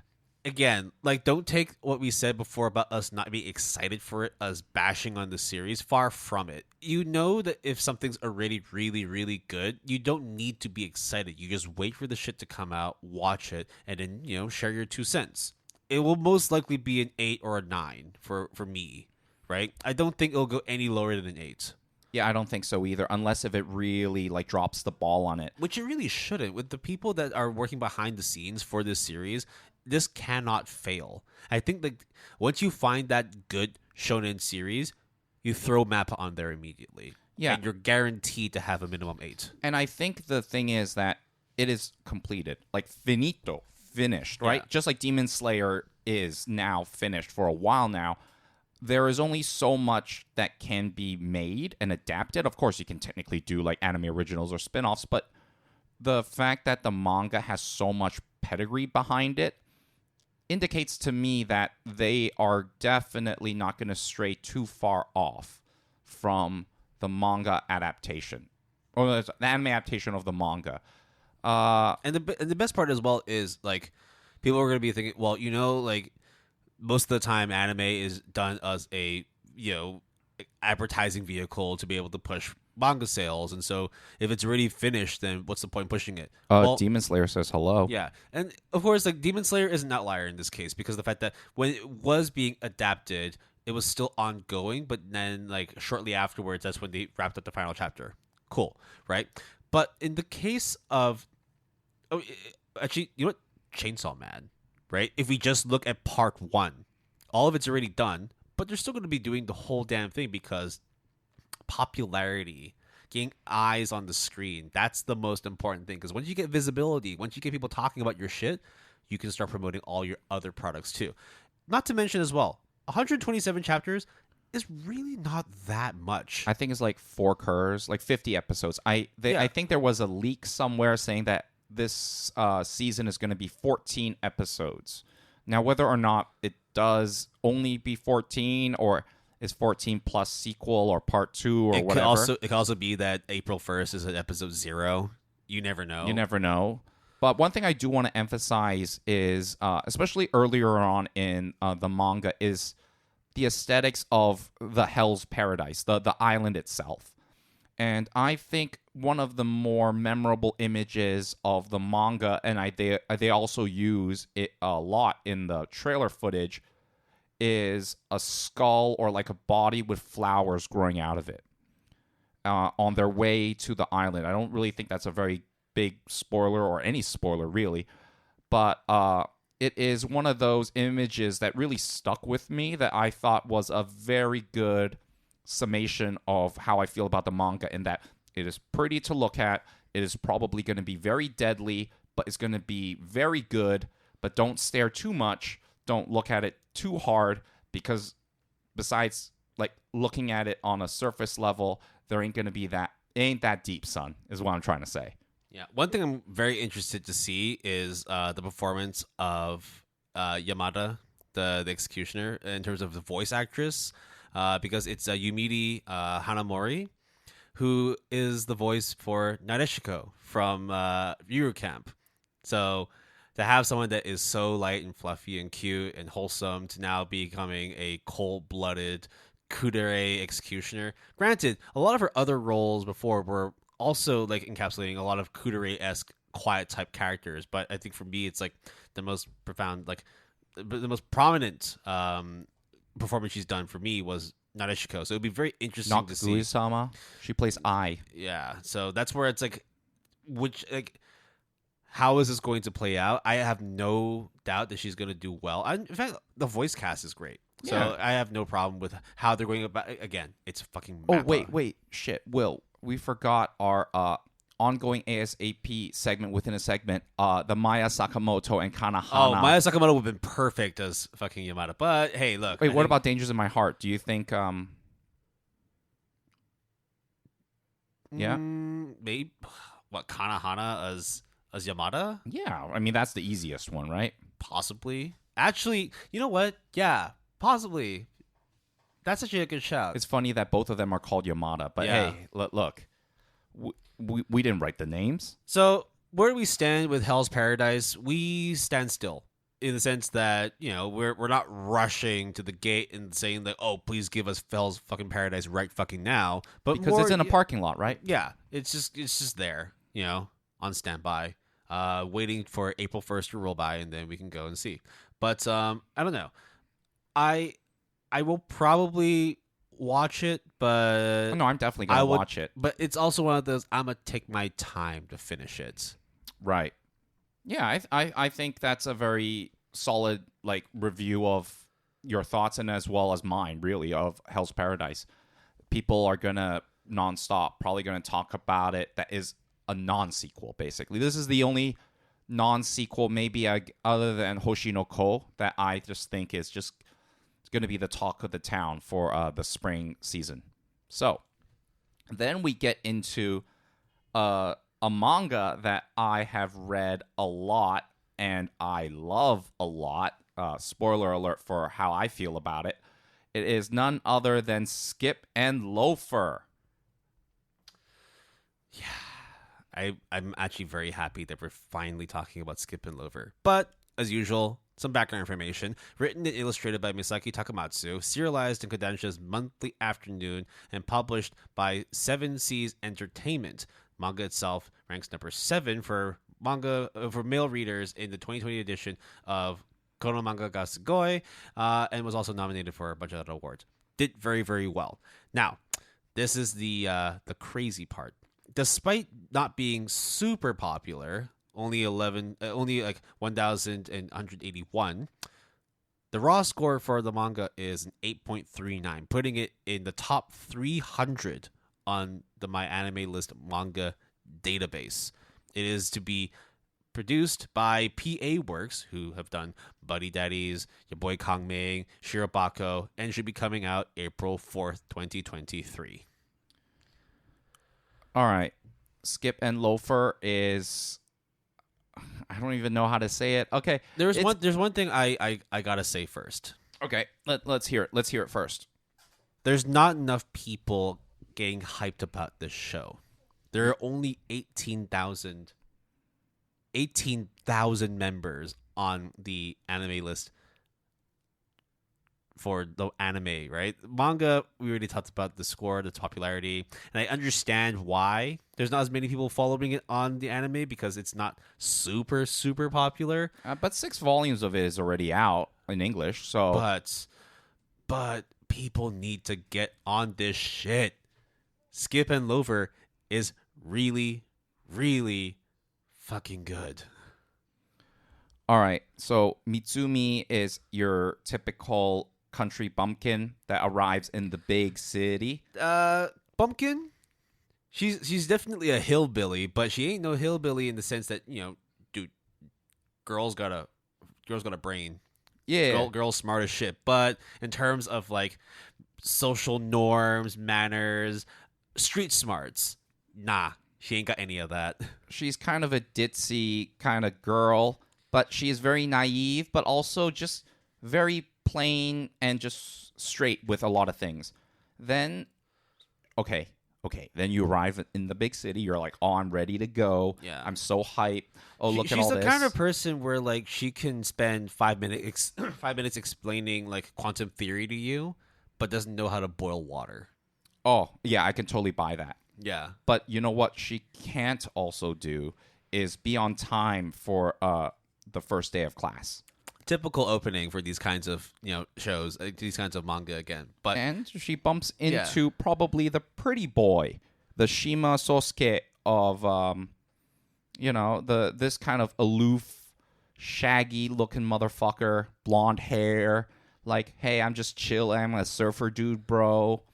And dude, sorry. I guess I'm late. You know what? If I'm late, I guess I won't go then, bro. I'm so sorry about that. And then they both kind of get to the school on time, albeit a bit late. And then, on time and albeit a bit late is actually like... No, they go in just at the end of... like when the gate closes, right? Yeah. Okay, so they just made it. And they were lucky because apparently the teacher said that, oh, dude, totally fine. We had someone stand in for you. Okay, cool. That was a very nice way to start off the whole story of Skip and Loafer, because as we were talking about with The Dangers in My Heart and how characters played their profile, their stereotype to the extreme, and it doesn't necessarily work out that well for us. Skip and Loafer, it does it perfectly.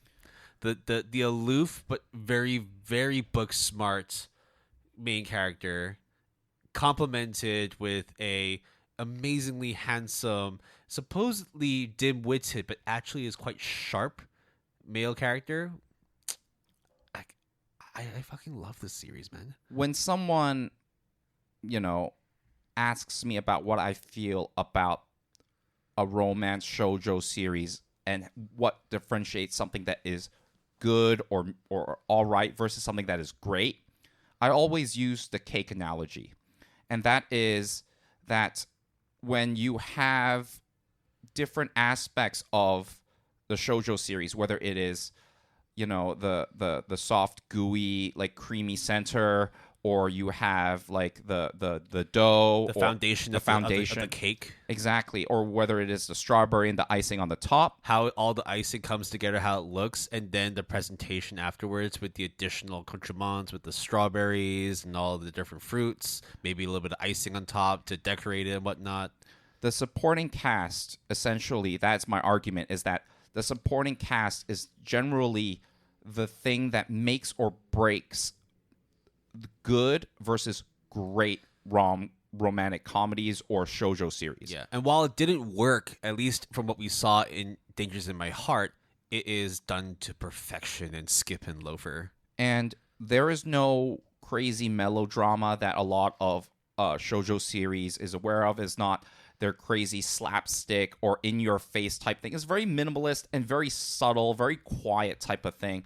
Even moments of conflict are like done in a very muted way, but you can feel the weight. And normal. Here's the thing: when you read it, it's like they play it out so chill, but you can feel the weight of like how heavy a character feels when they're on the wrong side of a conflict. Yeah, and they don't publicize a lot of things that I guess a lot of typical things where they would accentuate. For example, the main female character, her aunt Nao-chan, is a transgender person, and they don't really talk too much about it. I think they might mention offhand, like, oh, don't forget to let your friends know that your aunt, even though biologically is a guy, technically call me aunt. And they just gloss over that and focuses on the fact that Nao-chan, the aunt, is just this really fun, happy, supportive character towards what shit, I forgot her name again. Mitsumi, right? Iwaku. Yep. Then you get like the kudere, the popular hot girl that is kind of like the female version of the pretty boy Shima, right? And you would think like, oh, I know, I can see this coming from a mile away. Oh, there's the nerdy girl. Yeah, immediately you get the girl. It's like, oh, this is the rival. This is the romance rival here in this love polygon kind of thing. And then it really just very, very quickly does not become any of that and becomes this kind of thing where it's just mature people dealing with mature issues. Not everything is as it seems. And even if it is, let's just talk it out. Let's sort it out. And it's just such a good time. I think it's also like perfectly apt that like this is a slice of life seinen, right? Like you said, it deals with mature topics. It deals with more serious aspects of growing up as a teenager, navigating your life through high school, and the most troubling part that a lot of people go through, making friends. Yeah.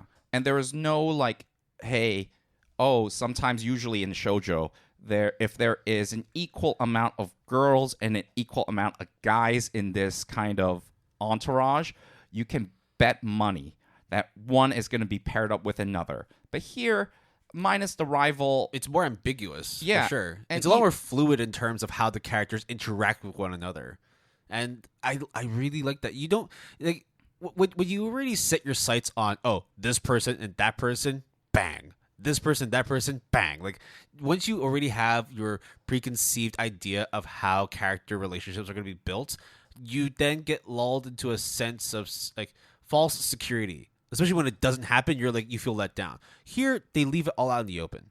You don't know if that character is going to get on with that character. You don't know if this character is going to fall in love with that character. You can sort of see a couple pieces moving on the board, but you don't know what the end result will be. And I think one of the things that really separates Skip and Loafer from a lot, and I mean a lot, of shoujo series is female friends and companionship.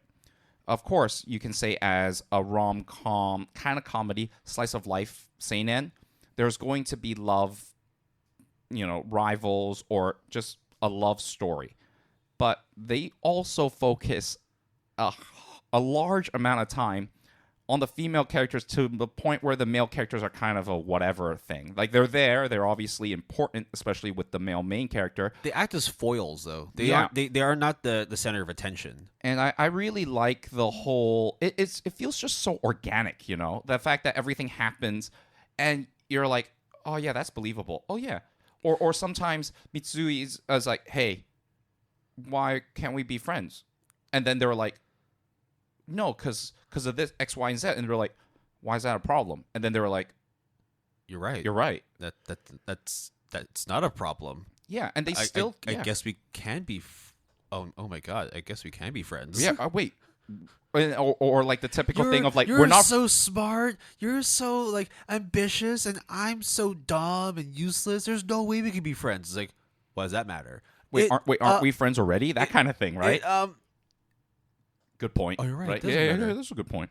All right, cool story, bro. Yeah, and I think for sure it's a very idealized way of seeing characters deal with social anxiety, dealing with self-doubt, depression, just feeling that they don't fit in society. And of course, it's like when you read this, like, nah, this is way too perfect. There's no way this could happen. Yeah, but the thing agree. is, but the way that it portrays itself is like, yeah, there's no way it happens, but it totally could happen. And that's why you feel comfortable reading this, because it deals with a lot of stuff that I'm sure you both and we both have experienced in our middle school lives, in our high school lives.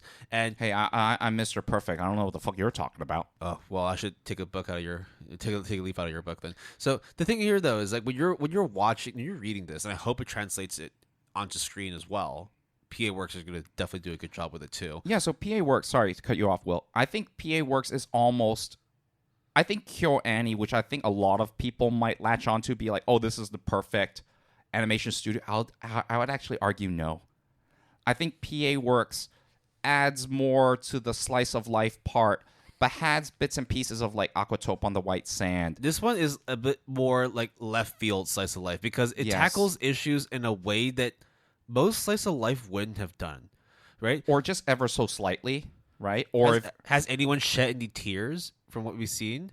Maybe on the inside, but if they don't show on the outside, and they deal with the matter head on, rather than letting it fester with it and then reach a breaking point, and then you have a whole chapter dedicated to fixing this person's problems. It's more like they realize there's a problem, someone presents it, and as a group, they all experience that problem together and find out, hey, actually, that's not a problem. I'm chill with you, bro. Hey, girl, like, you can't be mad at me because I'm not mad at you. Of course, there's still, like, dramatic elements in there. I mean, but it is just a very mature way of looking at things, a very seinen way of looking at things that and also, despite going over some very serious and very personal issues, it's such an easy, breezy read. Like, there's one character that is like very, very similar in the way that they view other people as like Ishikawa. You know what I'm talking about, right? Mm-hmm. But the way that she then like breaks down her thought process through the help of, her newfound friends, it just de-escalates so quick. And she's definitely not out of her comfort zone yet. Far from it. She's still like taking many, many steps to be able to get to a comfort level where she can fully say out loud, yes, you are my friends. I am your friend. But you can tell that the steps are taken. She's definitely slowly breaking out of her shell and accepting people beyond her preconceived stereotypes of those people. I'm so happy that we are going to see the anime adaptation in weeks. So far, I think it's like in terms of the pairing of the property and the production studio that's doing it, they've all matched up pretty well, right? Dangers in My Heart with Shide Animation, Jigoku Raku or Hell's Paradise with Mappa, and now this, right? Skip and Loafer with PA Works. I think these pairings are perfect. The only thing that I am slightly worried about is if pacing. Yeah, and the tone. I think PA Works with their repertoire has it instills a lot of faith in me, right? But I think when you see Skip and Loafer and it being especially the art is very quiet, very minimalistic.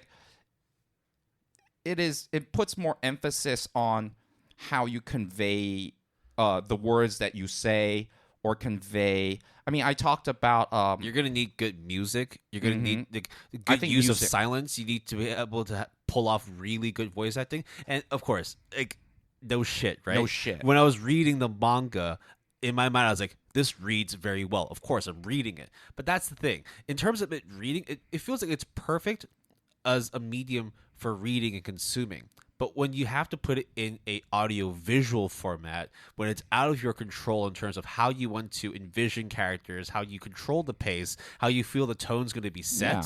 I mean, you can turn back and forth, like read pages back and forth, or if you want to be a savage like Will, like fast forward or slow down. I read 5 panels at a time, dude. What are you talking about? I guess so, right? But this is the one where same thing with Oshi no Ko that's airing in the spring that I am the most worried about in terms of getting the feel right.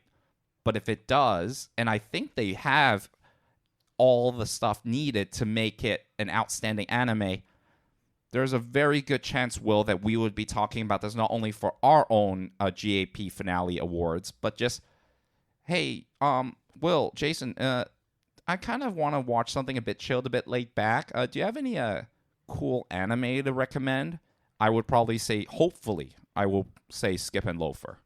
Yeah, I think that in terms of like the backroom staff, we're gonna be fine because okay, look, the director Kotomi Dei previously worked on SAO, Samurai Champloo in different capacities. Not that he was a full-on director for those, but he might have worked on like series compositions. He might have worked on storyboarding. But he also did My Little Monster. He did From Me to You.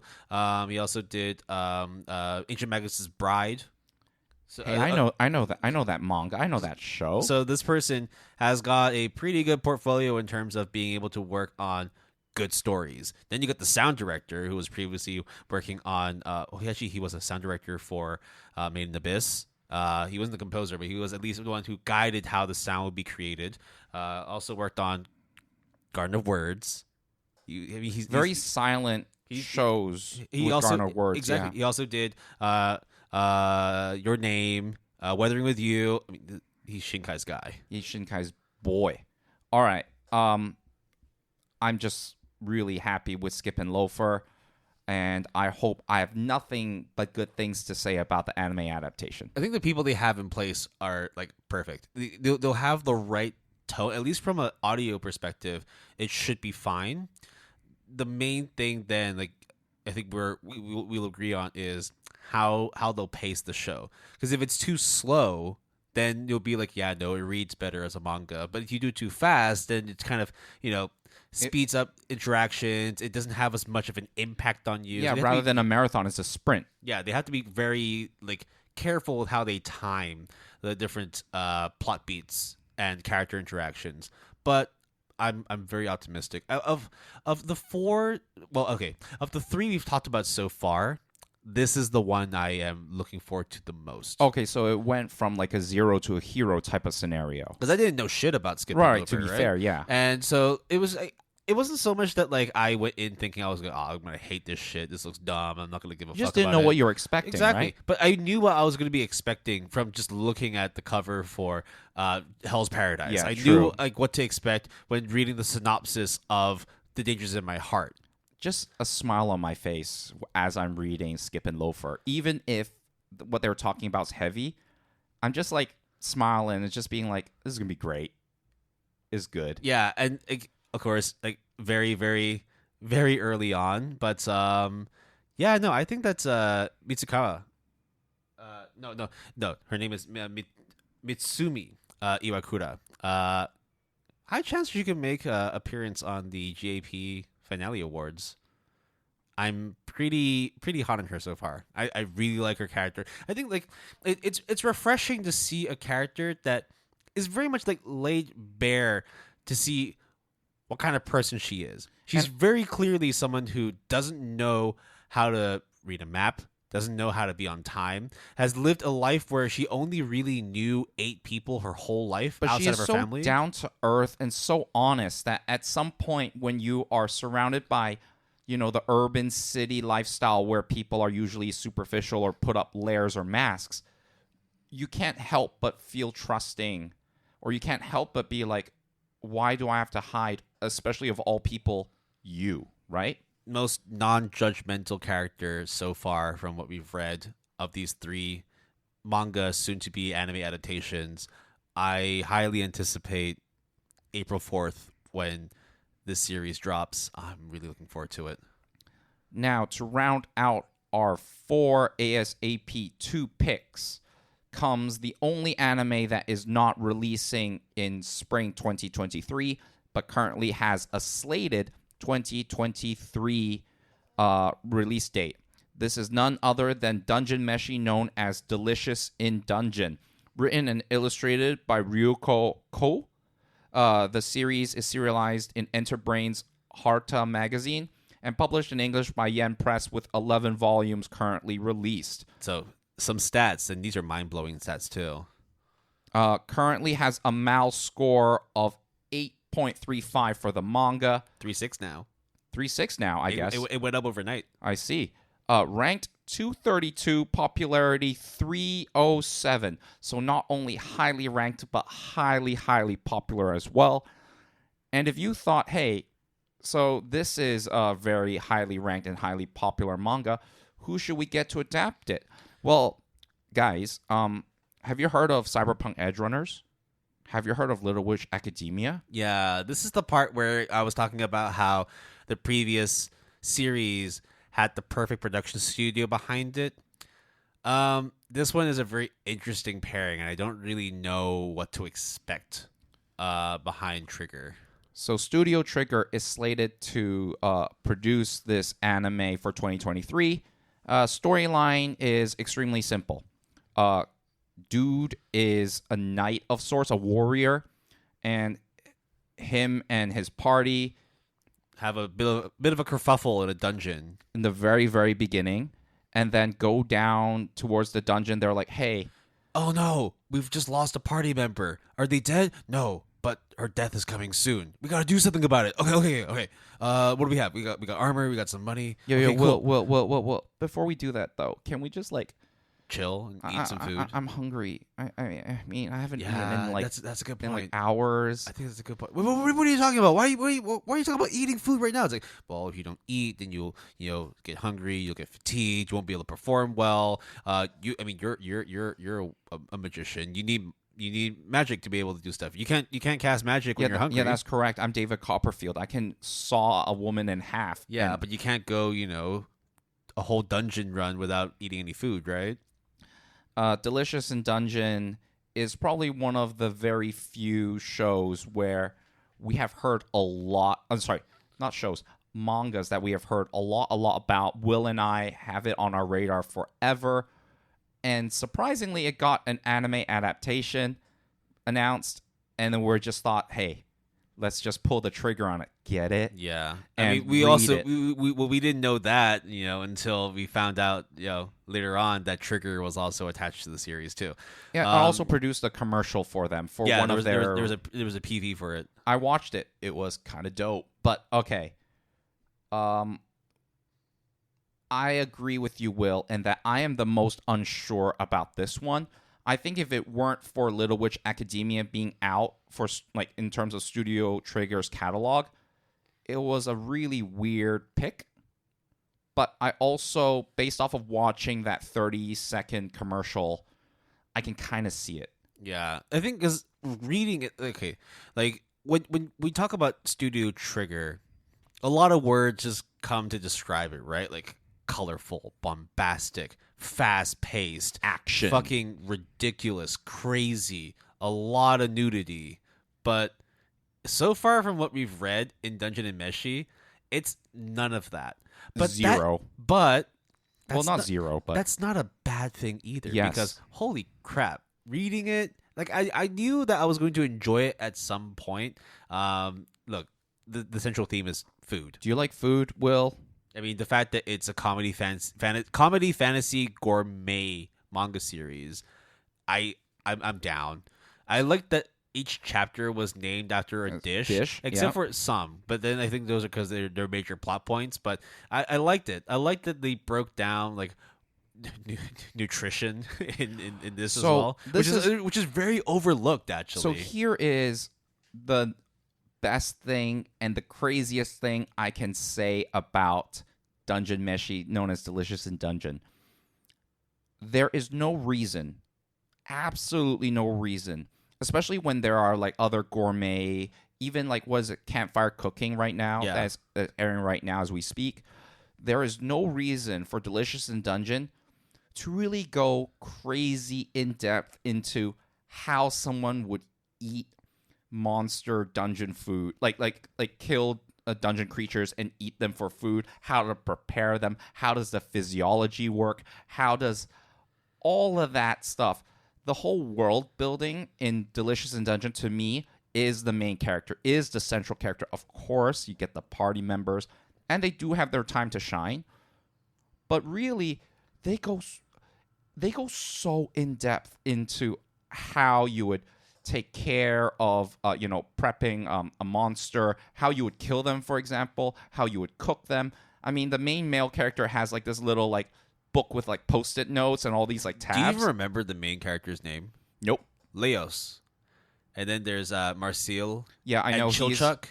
Yeah. And then the dwarf Senshi. Yep. But does it matter if you know their names? No. No, right? Because the story itself is, like you said, the main fucking character. Like the first chapter, they mention like a slime and how you would eat it, how you would dry it, the physiology of a slime as well. It boggles my mind. They made fruit roll up with a slime. Like, how in the fuck do you go to that level of detail? But I'm telling you. So when I first read when I read the first chapter as well, and it said like nabe or hot pot, I was like, oh, okay, cool. All right, this is awesome. They're just gonna like cut a couple of like vegetables or whatever. What are they cooking?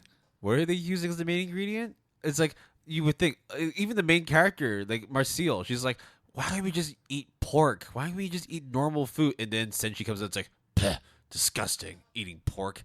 There's no nutrition in that. Let me show you what's up. And then pulls out a fucking like mystical fruit, which like looks kind of normal, but then Marcel sees it, is like, ew, we're eating that? What's wrong with you? And the dwarf's just like, because it's packed with nutrients, man. Like, you're running through this dungeon trying to take out a dragon.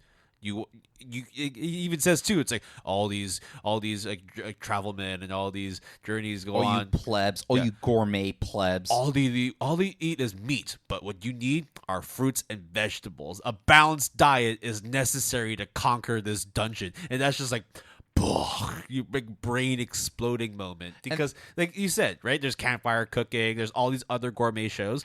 None of them ever address nutritional value, and you think, why anyone would fucking care? Fucking when they finish making a dish, they have a little like, what do you call, like web chart? Yeah, they have a pie chart of like, this is how much protein there is, this is how much calcium there is in here, all the list of ingredients, how to cook them and all. It's like pinch, salt, a pinch, slime, a lot, or something like dumb like that, but in a way that it's comedic. And then the next episode, I'm just gonna say, involves making a tart. And you're just like, how in the fuck are they going to make a tart? They kind of make it. They kind of don't. They address the fact that they kind of make it and kind of don't. And that's just it. You do get a little bit more in terms of the storyline, why the characters, their motivation. There's like vignettes or nuggets of information here and there. But really, it's just about the cooking. And they spend so much time. I got to say, I love Senshi. I love the dwarf. He's a fucking cool character. Yeah, because he's like this like hobo. Like I haven't touched grass or seen the light of day, but I fucking know my shit when it comes to gourmet dungeon food. Like the main characters, right? Marcio, Leos, and Chilchuck. They are like at the town square. They're trying to find ways to be able to cook this creature that they managed to acquire. And then like Leos is like, no, we can eat this as is, but what if it tastes good? What if we make it taste good? And then she's like, "Hey, you want to try something to make it taste good? Right here." Runs away. And it's like, "What were you doing?"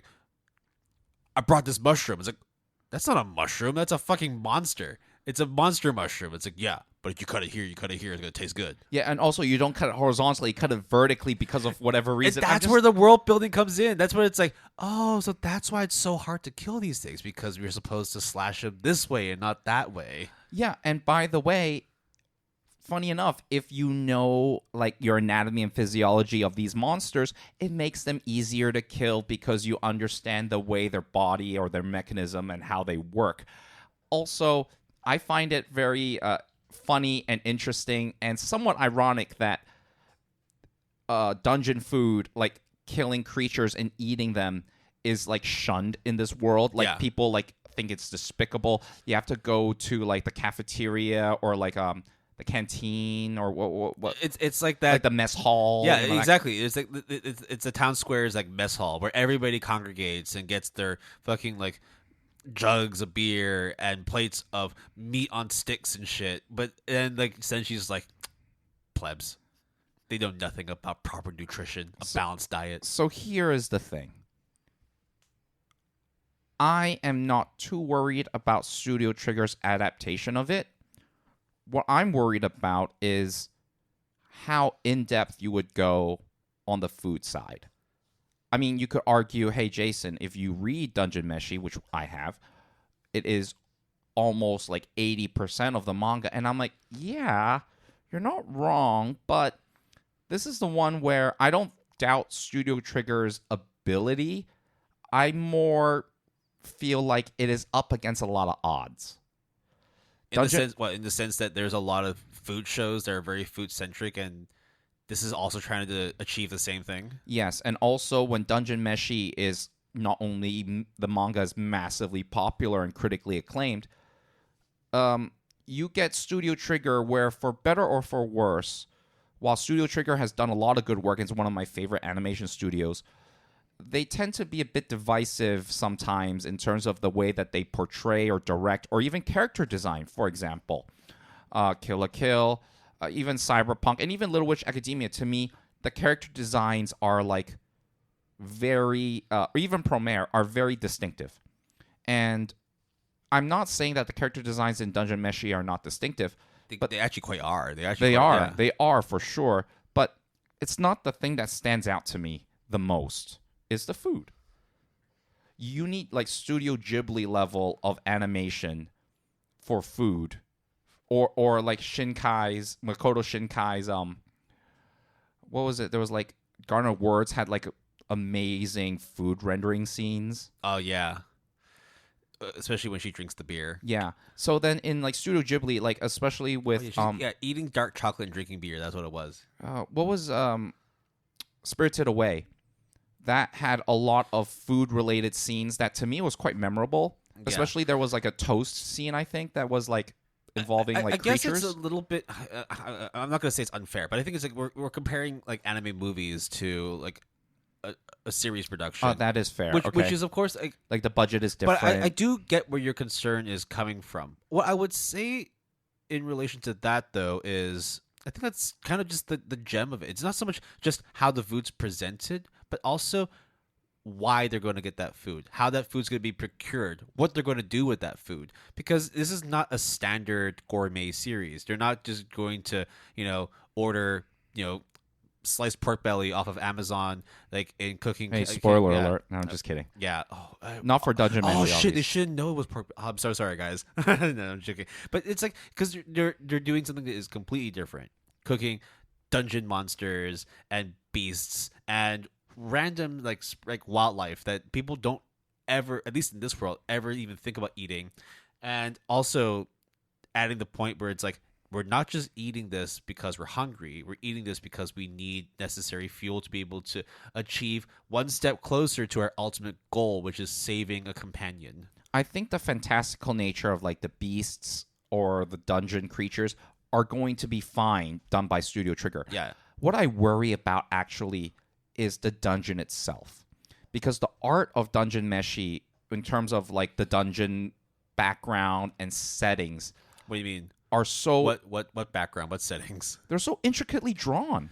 I mean, I wouldn't worry about that either, because I mean, you also have to think about the backdrops of like Kill la Kill and Little Witch Academia, and they were done well. But then that's the thing too. It's like you can't have your cake and eat it too. Like, do you want to have like very very? I know I'm using a food pun here, but are you trying to have more emphasis on the food and then still worry about how the background is also drawn to? I feel that's like, which part do you want to emphasize more? It's going to be hard to be able to do both to the maximum, given that this is still very much a series that is produced by a studio that does really well on very specific things, but can flounder a bit when it tries to overstretch its creativeness, when it tries to go beyond the weird, stupid shit they do and try to do more normal, more boring things. And here's the thing. I think Dungeon Meshi has a lot of fighting,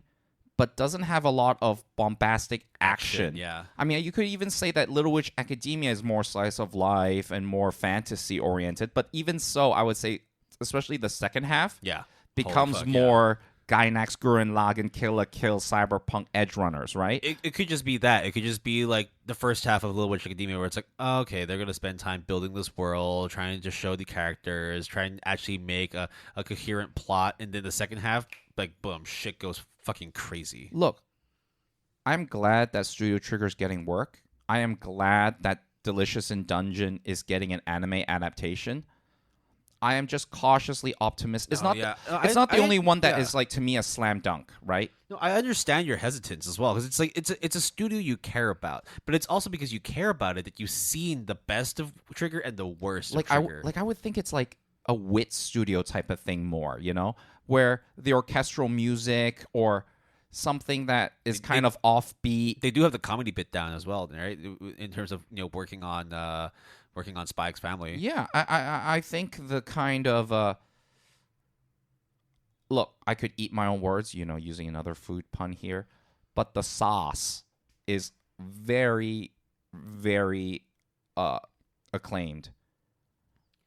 Yeah, I don't think that I would be too worried about Trigger. Usually do at the very least a decent job. I think it's because of the fact that we are probably outside of because of the fact that we're not seeing this yet. There is like an extended period of hype for us, and hoping that it'll be good. Shit, Will, we forgot again. Okay, so rewind back. Skip and Loafer, Kanahana and Maya Sakamoto watch. I would put Kanahana as the blonde. Oh, the kudere? Yeah, the popular girl. No, the popular girl, not the love rifle, but the popular girl. Yeah, the popular girl. I would say Maya Sakamoto for the popular girl as well. Oh, because the kudere angle. Yeah, I think so. Okay, Delicious in Dungeon though. Oh, I don't think either character fits in this one. Yeah, I don't think so either. I think maybe this would be more the of companion that they save. Maybe. Yeah. Or no, maybe it's, you know, when they come across like this, like it's really, really hard to obtain elixir or ingredient, and it's, you know, just this little wicked old witch that's stirring her pot, and it's Maya Sakamoto pulls out an apple and it's like, take a bite of the apple. Oh, but it's not an apple. Is it like Adachi and Shimamura, where like I haven't watched that. No, a background character is voiced by Kanahana just cause they wanted to get Kanahana. Can you imagine there's like a character, there's like a cat that shows up, and the cat is voiced by Kanahana? Because that could totally happen. Yeah, Will, that can totally happen. Because has it happened? I'm not going to say anything, Will.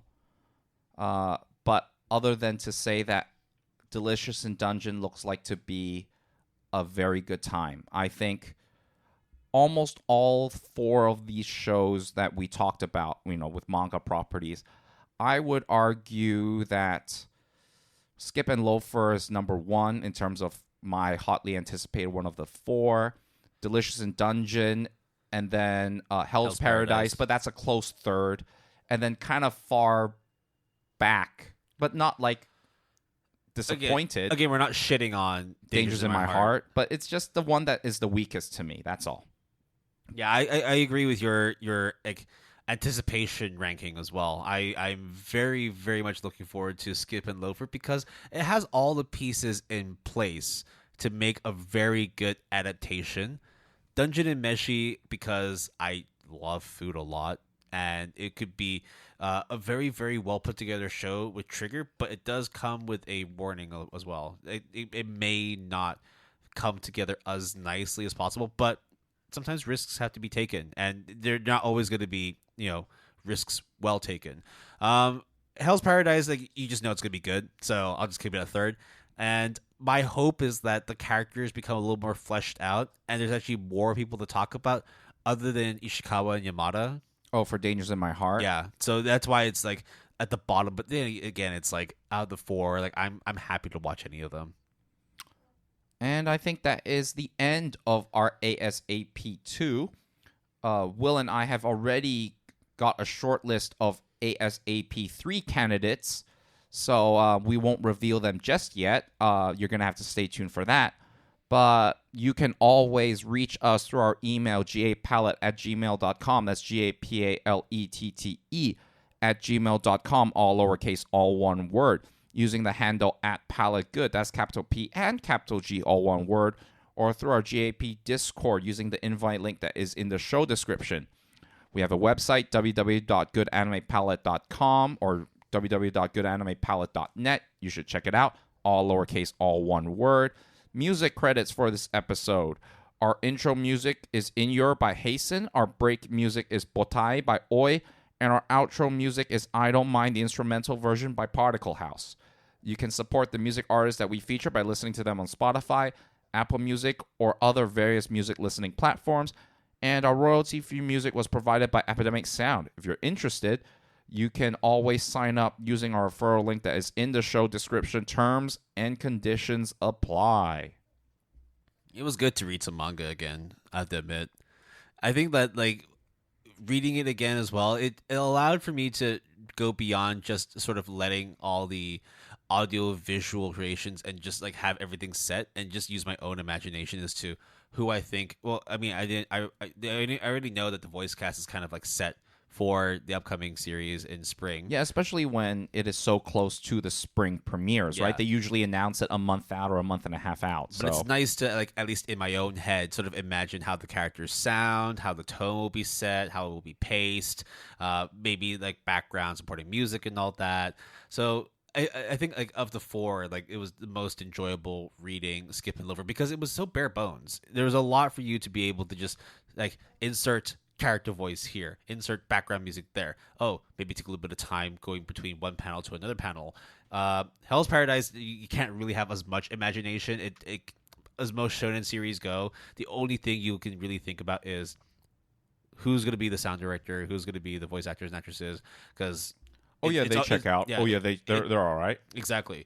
Whereas like stuff like, I guess even to an extent, right? Talking about like Dangers in My Heart and Skip and Loafer, like the slice of life stuff, it's a lot harder to really predict like how things will go. I'm happy in saying that I think Skip and Loafer is going to be like the safest one, and I'll also be happy if Dangers in My Heart just proves me completely wrong. What I said was kind of like a little bit too harsh, and it actually ends up being a pretty decent show. Yeah, I think one of the reasons why we chose these 4, even though there were others that were on the short list, was because it was a good mixture of hype, good mixture of kind of shows that we want to eventually check out and mangas that we want to read, and enough like unknown quality for us to sort of just spitball and think it could go this direction, could go that direction, but either way we'll be happy to check it out. Yeah, so I think that's the way it goes. So let's see how this thing goes. I mean, like, I think we're like 8 or 9 weeks into into the current season right now. Yeah. So winter is very, very soon going to be finishing up. We're about 4 Winter? weeks. We're in winter right now. Oh yeah, we are. Yeah. Shit. Yeah, and we're only 4 weeks away from spring. So, y'all got 4 weeks to read some manga if you really want to know what happens in the aforementioned shows, right? God damn it, Will! I have so much on my hold list, more so than usual. God damn it. Yeah, get ready to add more because in 2 weeks' time, Oshinoko is going to be airing. Oh shit! Does that mean we have to sort out our seasonal bet shit? Oh, we have to do that soon. Because technically, an anime is already out. I think March 1st. Like some actually. Okay. This is just going to be something that we're going to go more in depth off air, but we'll say whatever has already released, we're not going to count towards the seasonal bet.